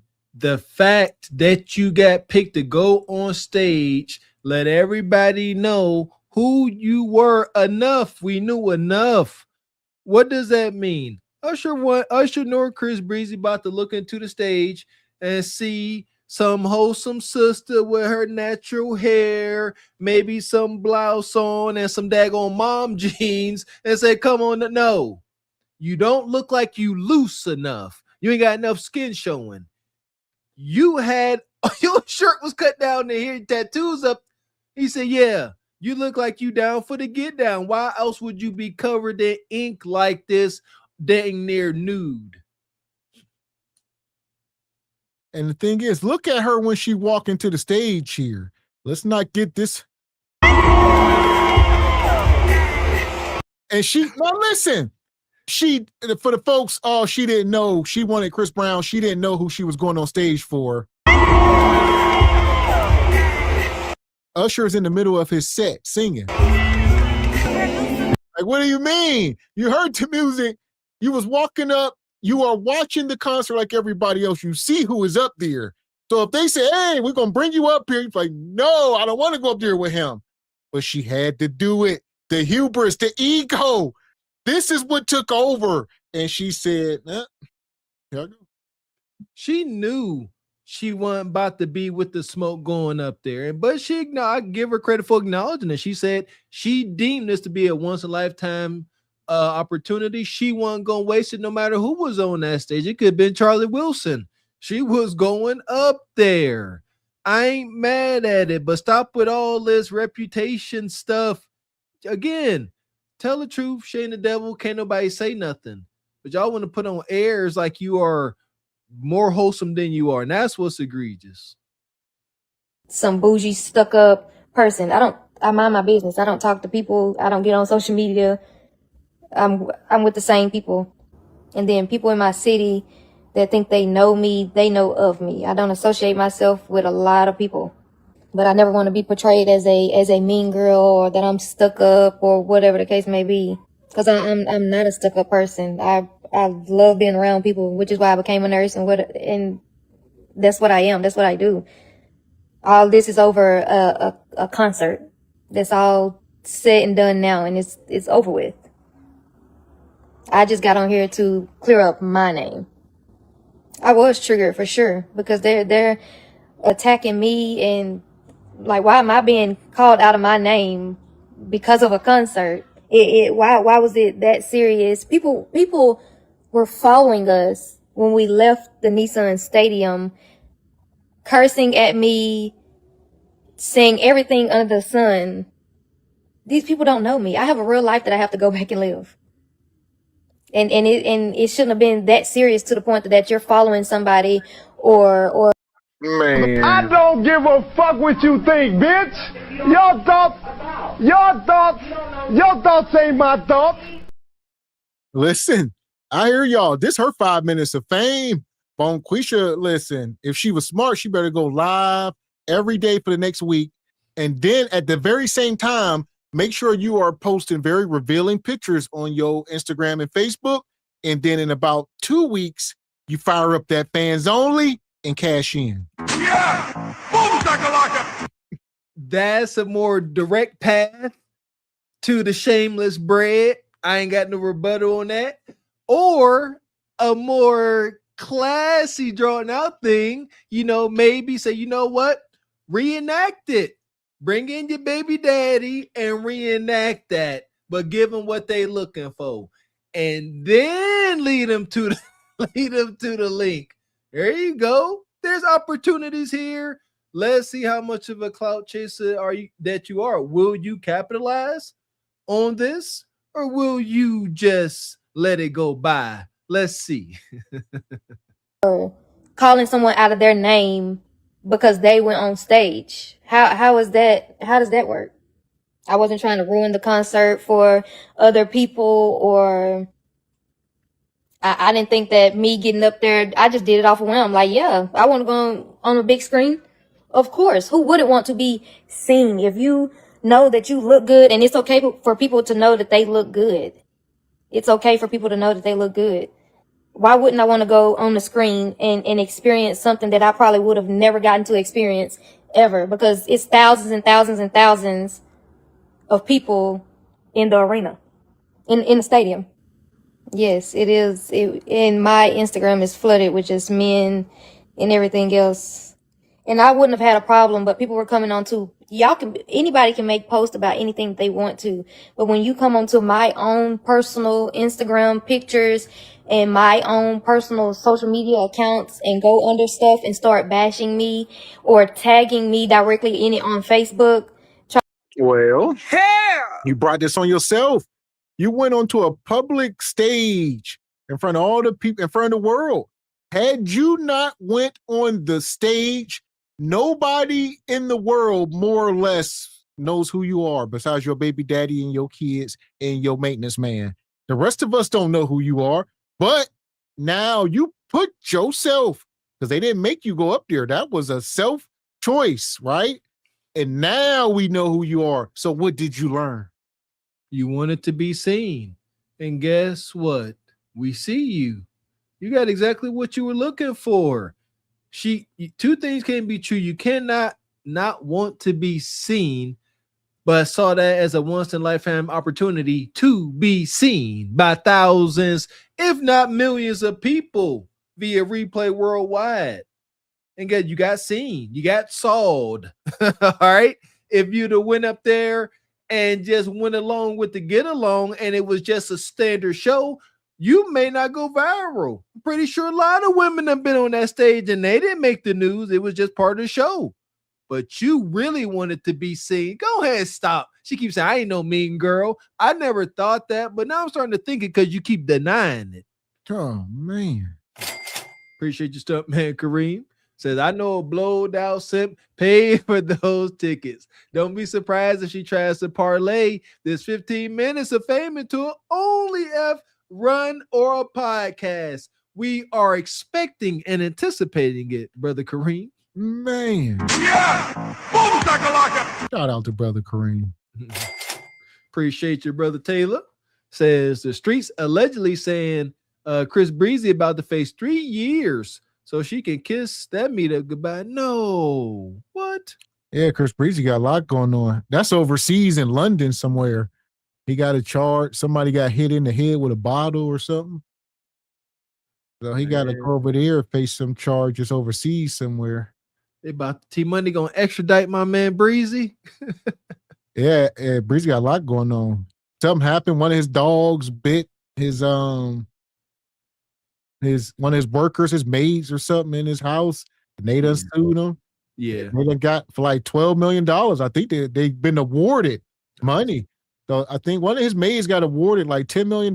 They got attacked by his dogs in the house or something. Yeah, that's easy money for the maid. Easy money. That's without question. God dang, Chris Breezy. So yeah, he going through it right now. Appreciate your turb. Says we don't care. Your thoughts ain't our thoughts at all. Yeah! Boom, shakalaka! Money, money, money, money, money, money. Shout out to Brother Derek coming through like you do, sponsoring the show. Says just noticed something. She said people were crushing at her when she was leaving the concert, cursing by people. Does she mean women? Even now she tries to stay on code. Yeah, I would imagine. I don't know dudes going to these concerts. I don't know nothing about it, but I imagine it was women. Yeah, dude. Oh, you ain't let you didn't let Usher touch you. I don't see no dude saying that. Appreciate your brother Deep Thoughts. He says, she says she's not into social media, but she's doing all this self-accounting for the world. She sounds like she really cares about strangers. No, she cares about clout and visibility.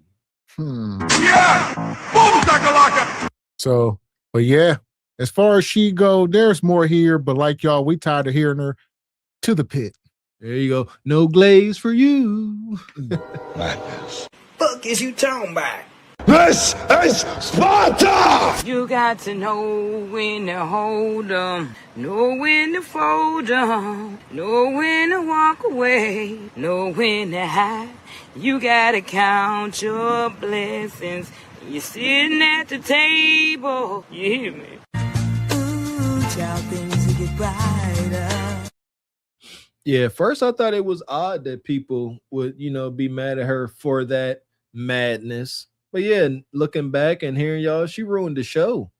Usher had to stop, tug you off stage. It took the momentum or tone down. Yeah, wild intention-seeking sisters, man. Man. And here we go. So we got some more madness here. I'm gonna let this go. We got this auntie. We talking about winter is here. All right, I see this woman going viral. So I guess we got to talk about it. All right. This is like a two-parter. Some of y'all may have seen her going viral on YouTube for many reasons. Let's see what we got. What auntie talking about? She looked pleasant. What's up?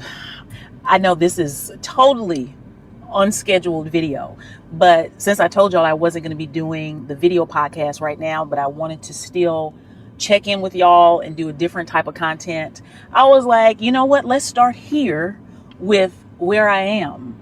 And I'm currently sitting in my car. Just got finished eating kava, only for the second time. This is my second time eating kava, but okay, that's not why we're here. I'm in Columbia, South Carolina, because today I started driving Uber and took a trip, picked up a ride because of how much money it was, not knowing that I was going to be driving an hour. out of the way. And here I am now, an hour and a half from home in a city that I know nothing about, eating lunch because I've decided to become an Uber driver. Most of you don't know, I used to be a fintech project manager, and my job ended at the end of March. And I have been looking for work. I haven't really been. I love Black Mother Wound. Don't get me wrong. I love Black Mother Wound. I love this community, but in some ways, I'm burned out of coaching. But it was a source of income. Yeah. So let's stop her for a minute. All right. She went longer than we wanted. This is Auntie here. Apparently, she's having a fall from grace, and now she's driving for Ubers. And we're gonna mind through this because it's a lot here. It's the tip of the iceberg. Okay, I'm getting my Googles on. So she said she was a fintech manager. Shout out to the chat. So she was a manager, short for financial technology, software, mobile. Okay, so she was in the STEM field, so it seems. Now you're doing Uber. Interesting enough. And being a project manager, source of income. Now both of those things are gone, and your girl still got bills to pay. And it kind of got down to a point of like, what are you going to do? What you going to do? You know, and I was talking to someone. And let's talk about it. Rest in peace to the Godfather. I mean, how you going to make it to the end of life? Do you got $3.8 million put away to make it to the end of life? Or it'll be much easier to get up under a man's instruction. I don't know. It don't appear that she's married. I don't see no rings on your finger. So you appear to be a single woman, your rhetoric. And it appears that you need a man to make it to the end of life. There's no way you can't keep driving for Uber. You'll be burning the candle at both ends. All right. And y'all ain't got enough discipline or people skills for this. Huh? Don't ask me how I know. Do something else. She said she came to the point where she said, I gotta do something. I ain't going back to, whatever smart tech. Shout out to 40-year virgin. I ain't going back to smart tech. So get a job. I keep telling y'all, go join the municipality. I seen some sister flagging today. Y'all really can't miss. Go engage in manual labor jobs. They pay enough for you to maintain a living. Swallow your pride. Don't worry about getting your fingers dirty. It is what it is. And I keep telling y'all sisters will make out. Them dudes gonna look after y'all because y'all women. Y'all really can't miss. Man. And shout out to Sister Taliaism. Says most Uber driving women are not married, I declare. Well, I think, listen, that's kind of, common sense. Ain't no married man gonna let his wife drive for the most part. Like, granted, I'm sure there's some out there we ain't gonna speak in absolutes. Maybe during the day at the airport, something. Don't know. Maybe they both do it. It's a thing. But for the overwhelming most part, there is no man that's going to allow his woman to put this stress on because men know the stresses it's going to take. And y'all heard y'all earlier talking about rubbing meat on women's backs. Don't no dude want to send a woman out to the world and y'all niggas out here rubbing y'all meat on backs? Huh? God damn. Appreciate your deep thoughts. Says prototypical, strong, and independent. And is. And they were telling me about them driving Uber. And I said, well, that's a way to make money without having to go through the whole interview process and all those types of things. And after about a month, I finally pulled the trigger and took my first ride, which is today. And I'm talking about this because I knew I was going through, I don't even know if it's like, I don't want to say a midlife crisis, but just an identity shift and me figuring out who I am, where I am, what I want, what am I doing? But I never thought that I would be 51 years old and come back to a place where I wasn't working and be driving Uber. And it brought up a lot of feelings of like being a failure, feeling inadequate, feeling ashamed, like what would my community think about me? Because I've got all these followers. I've got a podcast. I've been on the Breakfast Club. I'm doing all these things, and I'm driving Uber. And I realized, yeah, pay attention. I think this is what she is showing is what we're going to see a lot in the future. Like, this woman appears to have been accomplished. Like she said, she's been on the Breakfast Club. She had high positions, you know, DEI and whatnot, before all the jobs got taken away over the last few years. A lot of these degrees these women are going to school for are appearing to be useless. So, you know, now she out here driving from Uber. It's a humbling experience, as you can see the look on her face. And we'll see a lot more of this of the world when you see folks out here like a Joy Taylor, the Kundras. You'll see a lot more of these women driving Ubers and stuff in the future. And they're going to document it and make content and try to make it seem like a thing. But here we are. I took Uber one time. My wife and I were out gallivanting and getting drunk. And we ended up taking an Uber. Next time I take an Uber, I decree. I hope it's a Kundra, somebody picking me up. I'm filming it. I'm getting all the footage. I'm raising hell. With that being said, it seems like to me our melanated sisters are falling for the same trick us melanated brothers fell through, trying to get our ground and fit into a more civilized society, getting our portion of the king's gold. Today's modern woman has fallen for the trick of trying to keep up with the Joneses and being flashy. I do believe a lot of us men, black men to be particular, learned the hard. We figured it out. We ain't doing all that. We got to learn how to budget. We got to be responsible and build accordingly. But our hubris-filled sisters like her, respectfully, I don't know this woman. Y'all don't plan for the worst. Y'all don't put stuff away for a rainy day. Y'all got personas and reputations to keep up with. And I think that's how we get here, because you should not be 50 plus years old, previously established, and then must resort to something like ride share. That should never be a thing. I understand folks fall on hard times. However, maybe I'm just ignorant. I think we can curve how hard things get. that was and is my very critical mind telling me that I'm not good enough, that I should be more, I should have more, I should be doing more. And I think for me, creating videos and creating content is a part of my healing process. It's a part of me exposing my own shame. And when I do that, it lightens me, because I have a dysfunctional view of myself. And when I can talk about it out loud on video and watch it back, I can then see how innocent I am. I can see that I'm still a good person. I can see myself outside of myself, outside of being this critical person, this person who carries a lot of shame. So I think that I might be talking to y'all more regularly about what I'm learning as an Uber driver and where my life is taking me, and helping me to just accept where I am, because it's been tough accepting this shit. I bet it's been a tough pill to swallow. Listen, this is it. Even the boss chicks got to resort to struggle Quisha content. All right, we see the young women with 5 kids, struggle Quisha, cooking meals and cleaning. This going to be it for the boss chicks. They're going to be driving Ubers and doing Pilates and yoga or whatever. You know, be up there like Ronnie from Players Club. We done seen so many examples. It's going to get grim, all right?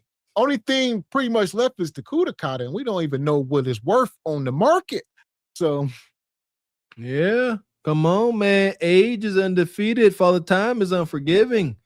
These old worn out harlots, man, pretty sure some of they genitalia look like an old sweaty gym sock. Man, goodness gracious. There's this. She says she has a dysfunctional view of herself. I don't agree with that. I think she is accepting pressure and anxiety as she should.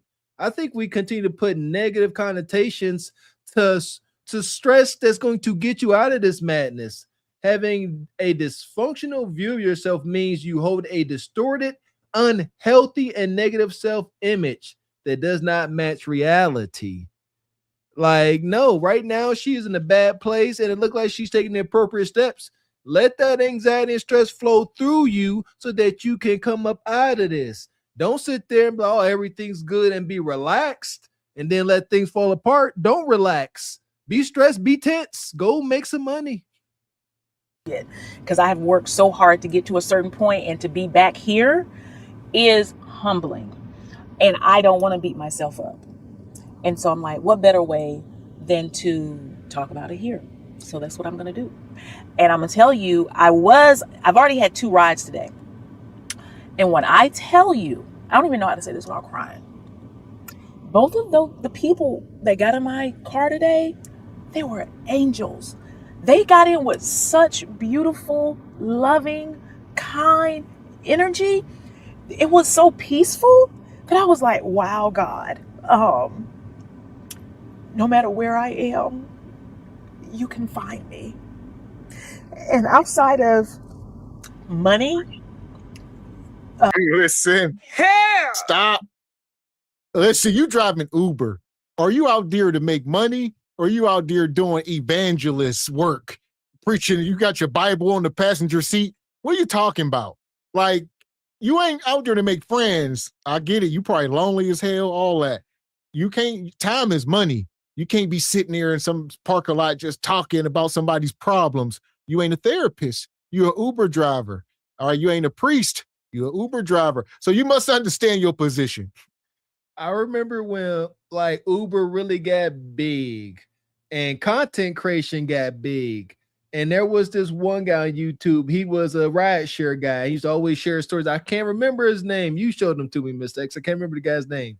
But you all here happy because you got 2 pleasant rides. Hold that thought. You are doing rideshare for miserable people in a wonky economy. I just connect dots. You ain't gonna have too much pleasantries going on. Shout out to that guy. I'm gonna find him. But the later you do these things, so when you do ride share, the later the hours, the earlier the mornings, the more you make. But also the more hazards and trouble come along with it. Because obviously you probably picking up drunk folks, Nug Bonquisha going to and from bashes. You just don't know, but you want to cry tears of joy now. Hold those tears, sister. Appreciate your OG Deep Thoughts. Says, my satisfaction is great when I can check my bank account at the end of the month and see it hardly budged. Fun just being single for this reason. I know that's right, OG. Keep your bread to yourself. Man. Yeah! Boom, shakalaka! How much I make or don't make, knowing that has made it all worth it. It's almost like I don't even care how much money I make today, because there was so much evidence of me being seen and being cared for and appreciated.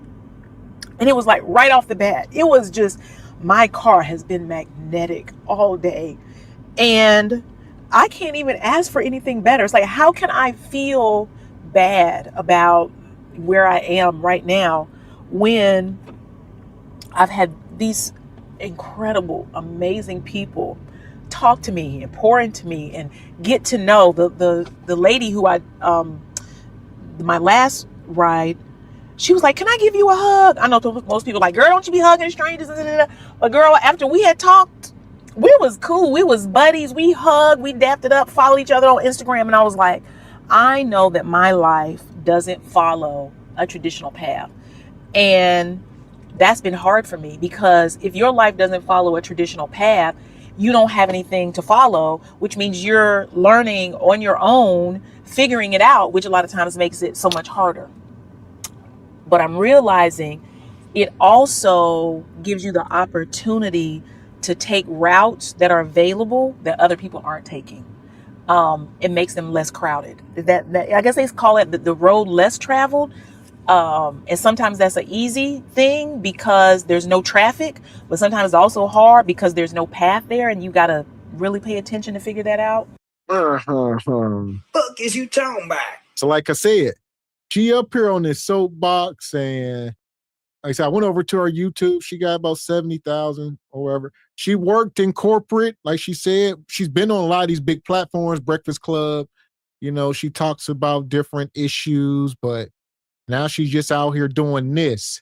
And then she come into the crosshairs of people like us, and I don't think she's necessarily happy. Okay. Now I wonder, how did she lose her position? You know, at FinTech or Fab Tech, Smart Tech, to wind up here. Because if you did something egregious, yeah, ain't no mercy. I would like to know how she lost this position. Well, here we go. Wait no more. So I see y'all been saying in the chat. We're going to try to mine through this real quick. Shout out to O'Shea. So as y'all know, O'Shea did a video on this woman, and I don't think she's happy about it. Uh-oh. Years ago, I did a piece of content on a lady by the name of Jennifer Arnice, and the name of her video was called I'm Starting Over Again at 51. Jennifer Arnice was working in the private sector as a project manager for a tech company, but then she lost her job. At the same time, she owns a really successful podcast called The Black Mother Womb. She also consults for this particular business as well. Now, the Black Mother Womb podcast deals with women who have a toxic relationship with their mothers, and that could most likely be draining. And also, she lost her job, and she had been looking for work, but unfortunately, no avail.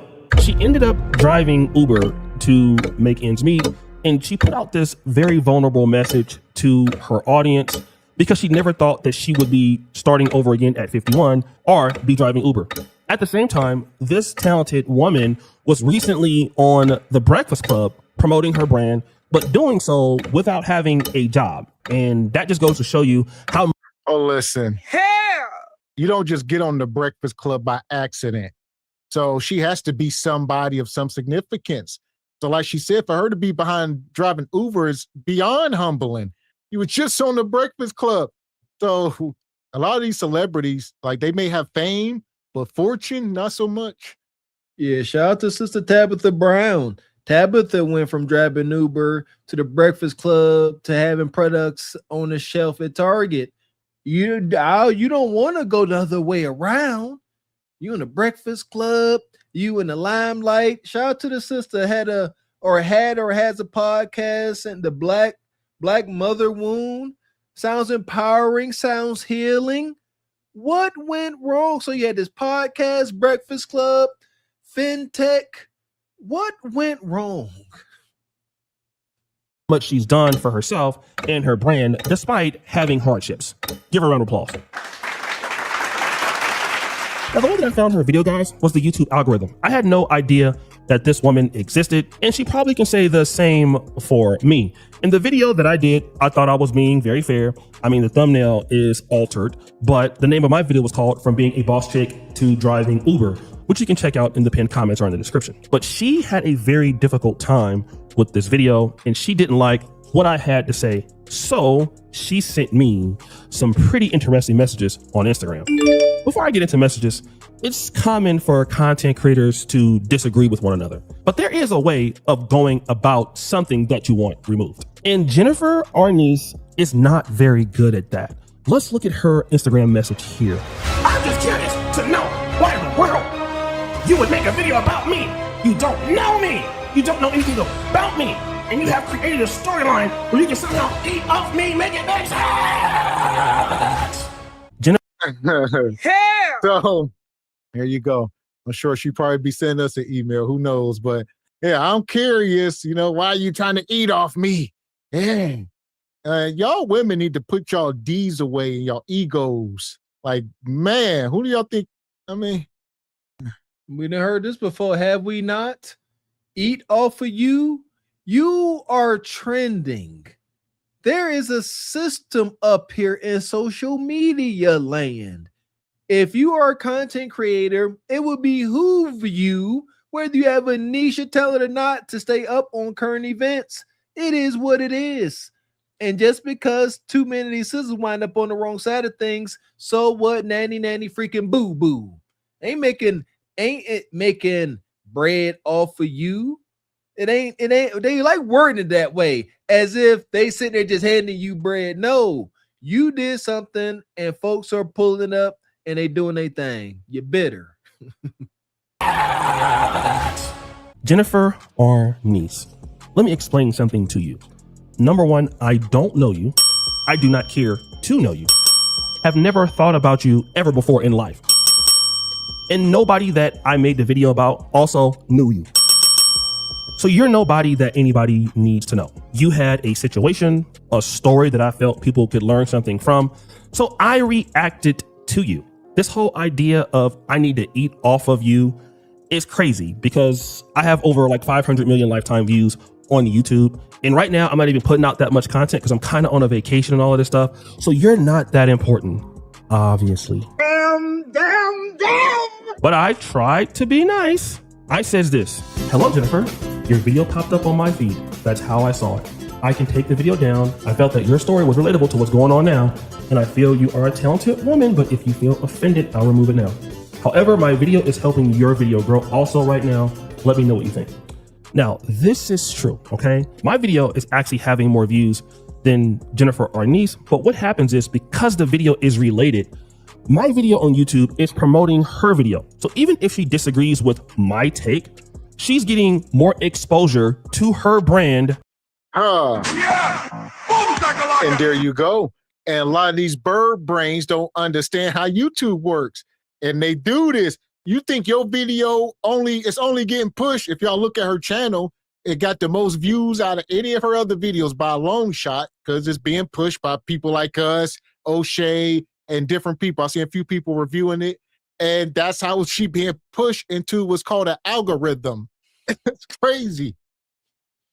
Up here with social media, it's amazing. A lot of things that's good for the goose is good for the gander. But again, and it ain't the guys, it's the women, primarily the melanated sisters that come into this space. They're like, don't review me, don't talk about me, don't make money off of me because I have hate in my heart. They're not used to criticism, whether it's constructive, whatever. If you ain't agreeing with them, patting them on their head, pandering to them, calling them hot cinnamon butter pecan, yada, yada, yada, they think it's not cool and it's unfair. Go cry into your pillow. While she's driving Uber or trying to figure out how to get her life together. Also, she doesn't put out enough content. Like as we can see here, her views in the last 6 videos, 1,900 views, 1,500 views, 2,800 views, 2,300 views, 2,100 views.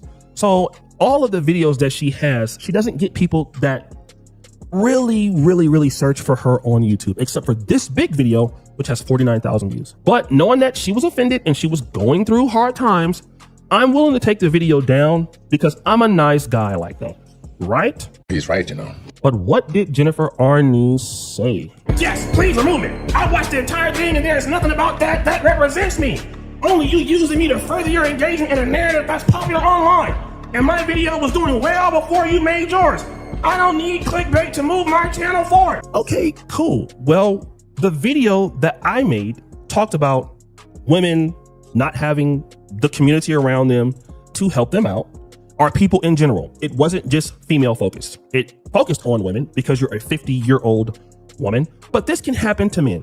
In fact, I praised you a lot. And this kind of nasty ass attitude you have, it shows me probably why your last job ended in the first place. Your video was doing well before I made yours. Well, your video was doing okay, but as we can clearly see, you're not good at making YouTube videos at all. In fact, you're very terrible at it. Yeah. She's not good or consistent. If you look, and she put out like 1 video a month. So I know what kind of strategy that is. I'm just going to come on here once a month, put something up. If it don't go viral, I'm going to get discouraged and then go back to doing whatever you was doing. It don't work like that. You got to put the work in. All right. This ain't TV. You know, this ain't corporate America. This ain't the Breakfast Club. None of that. You got to come up here and grind like the rest of us. And she like, you know what? This going to take too much work. I thought I was going to post a couple videos, go viral, and ride into the sunset. Absolutely not. And that was foolish of you. All right. So far, what we have learned in social media land, if you are really going to come up here and give it the college try, you need to at least come up with a 30-day campaign. 30 days, a full month, non-stop, get into the algorithm, get your feet wet, get into a rhythm. But you want to try to do little bits here and there. The algorithm don't respect that. There's a lot of competition up here, and it is what it is. And sister, you out here doing Uber, you need to take it all seriously. You already got wind in your sails. You had a podcast, but you let things, you probably let your ego get ahead of you. How did you fall so far from grace? You had it going on, sister. At it. So this whole idea that your videos do good on YouTube is simply not true. So, but again, me being the nice guy that I am, I said this, no problem, I'll remove it as soon as I get home. Because I don't really want to be arguing with some lady about a video that I did that's having a hard time. But somebody said, go to the video. So I went, and then something told me, go to the comments. And then I got to the comments. This is what I saw. Let's be clear. I don't know this man and he doesn't know me. This is how easy it is for someone to get on the internet and make up stuff and right away. He obviously saw how well my video was doing and decided to use it as content for his channel. I hope he gets everything that he deserves. Damn. Now, Jennifer, I was going to remove your video. I really was. But since you don't want to act like a lady, the video stays up. Furthermore, you got your ass on the internet. You told everybody about your problems. You got on here crying because you lost your job and you had to drive Uber. Nobody told you to do that, okay? Just like how you got into the situation yourself, we would have never known if you put it up. But what you're not gonna do is have a nasty ass attitude and say, I hope he get everything that he deserves. Seems like you're getting everything that you deserve right now in your life. That's what's happening. And this little nasty ass attitude that some women from certain communities have is everywhere you go. If you didn't like the video, all you had to do was say, look, I don't like this video. Can you remove it? I've had certain creators do that before. I've even had a reaction to a woman that was Caucasian. And she's like, look, I would appreciate it if you could remove the video. No problem. But then you're going to basically say, you hope I get what I deserve? Like, what do you actually mean, Jennifer? What do you mean when you say that? What should I get? Now, here's what you're going to have to go and do. Go ahead on and complain to YouTube about the video. Then what they're going to do is leave the video up anyway. But if you wasn't running your damn mouth, and if you could at least took it in stride, then I would have been cool. Furthermore, we can react to content on YouTube. You put it up there publicly. You put your life out there publicly, and you wanted to get views. You can't decide what views you're going to get. You ended up getting my views. And what I'm doing for you right now, honey, is I'm giving you more publicity than you can give for yourself. Because if that was the case, then you would have more clients for your business, and you don't. It's not my fault that don't nobody want to deal with your ass in the private sector. And furthermore, for your little community that you say you have, all of these women out there, you mean that don't nobody in this community want to help you or hire you in a job or give you a position? No, we already know why that is. Because man, think about that. This woman done been on Breakfast Club, doing seminars, all these women, but they can't make it up here on YouTube. This is what they want to do. They all want to be content creators if they had their choice, but it ain't working. That's why they all shucking and jiving. Look at Joy Taylor, Melissa Ford. All right, this woman. There are so many of these women come up here and the views ain't viewing. But they go to these seminars and they got thousands of fans, millions of subs, millions of followers on Instagram. It don't translate to nothing because y'all women don't support each other. There's no way you got all these people following you, but they don't watch your content or help you out to the point where you're driving Ubers. That's wicked. There you go. YouTube is the gauntlet. That's just a fact. Yeah, you gotta. I believe, this is my belief, I can't prove it, but I believe you are doomed. Unless you some trust fund kid and got a team behind you, you are doomed coming to YouTube for the sole reason to make money. I I think the audience is so vast, is worldwide, they can see through that. And it ain't gonna work. They can see you up here buying time, delaying the inevitable, doing whatever you doing, and it don't work. Shout out to us. We came up here trying to help these kids. Gavin X came, we didn't know nothing about no monetization, cash apps, none of that. We came up here trying to sound the alarm. And I like to believe that God blessed us for our pure freaking intentions. But keep on trying to come up here just for a money grab. And as you said to O'Shea, I hope you get everything you deserve. That part. So with that being said, we're going to roll her down to the pit. It's all right. It's employment down there. Fuck is you talking about? This is Sparta! You got to know when to hold 'em, know when to fold 'em, know when to walk away, know when to hide. You gotta count your blessings. You're sitting at the table. You hear me? Ooh, child, things will get brighter. Ooh, things gonna get colder. Winter is now. Winter is eternal. Winter is inevitable. Winter looks like a lot of things, man. It ain't just frigid weather, the absence of heat, which, by the way, there is no such thing as cold. It's just absence of heat. Shout out to my nerds out there. But it looks like this. It looks like 50-some-year-olds out here doing Uber and rideshare and DoorDash. It looks like these things. There's many, many cold elements out there. That part. So with that being said, we done made our way through the show tonight. If you have not yet, make sure you hit the like button, hit the subscribe button. We've been talking about winter is now, and it's been a cold night. Yes, it has. It ain't been too cold, because shout out to SBC Nation, always coming through like y'all do, supporting y'all channel, supporting y'all interests, supporting your beautiful black media. We appreciate y'all coming through like y'all do, always hitting that Cash App, always hitting the super chat. Big shout out to the sponsors. Shout out to everybody that gifted memberships. Every last one of y'all that got y'all no-cost membership. Make sure y'all re-up at the end of your no-cost month and show some backwoods country boys some support. That part. Like I said, shout out to Deep Thoughts on Life coming through. Shout out to Stuntman Kareem, Ashley Foot Productions, Frederick Howard, E.V. Ray, Brother B. Wyatt, Young Jay, Jay Tillman, Ryan Page. Yeah! Boom, shakalaka! Shout out to Be Wise. Who else come through here? The Beast. The Beast showed up tonight. Fitness brother. Shout out to Uncle Derek.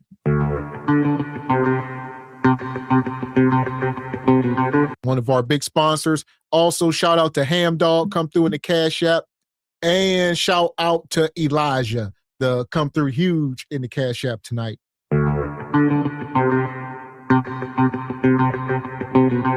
Shout out to all the sponsors doing your part, keeping the lights on here at Cart Before the Horse Studios. And it's been a while. We also appreciate the ladies rocking with us. Without you sisters over here, we could be a bunch of dudes over here talking mess, and that could be a little weird. So we always appreciate your presence. Shout out to Healingism. Appreciate your presence. Appreciate the super sticker. We appreciate your sister. As we head out, shout out to Olawal. Make sure y'all subscribe to all channels. We'll be back up here tomorrow night for Truth Over Lies, midweek Rumble style show, and we're going to cook up. Yes, sir. Make sure you got your notifications on. It's going down. Shout out to Replay Gang. But as you know, ain't nothing like a live show. You don't want to miss Truth Over Lies tomorrow. It's sure to be a classic per usual. That part. So until then, I'm Gavin X. I am Mr. Walker. And we are Cart Before the Horse Productions. A good evening. Sound what they ain't wanna hear, but it was real. With accountability, where that we just tryna build, not tear down the path. Hit that like button, subscribe. Don't front, cash out, support the show. super jazz, let it flow. SBC Nation, we see y'all. Call it for the horse, stand tall. Digital vibe, single by choice.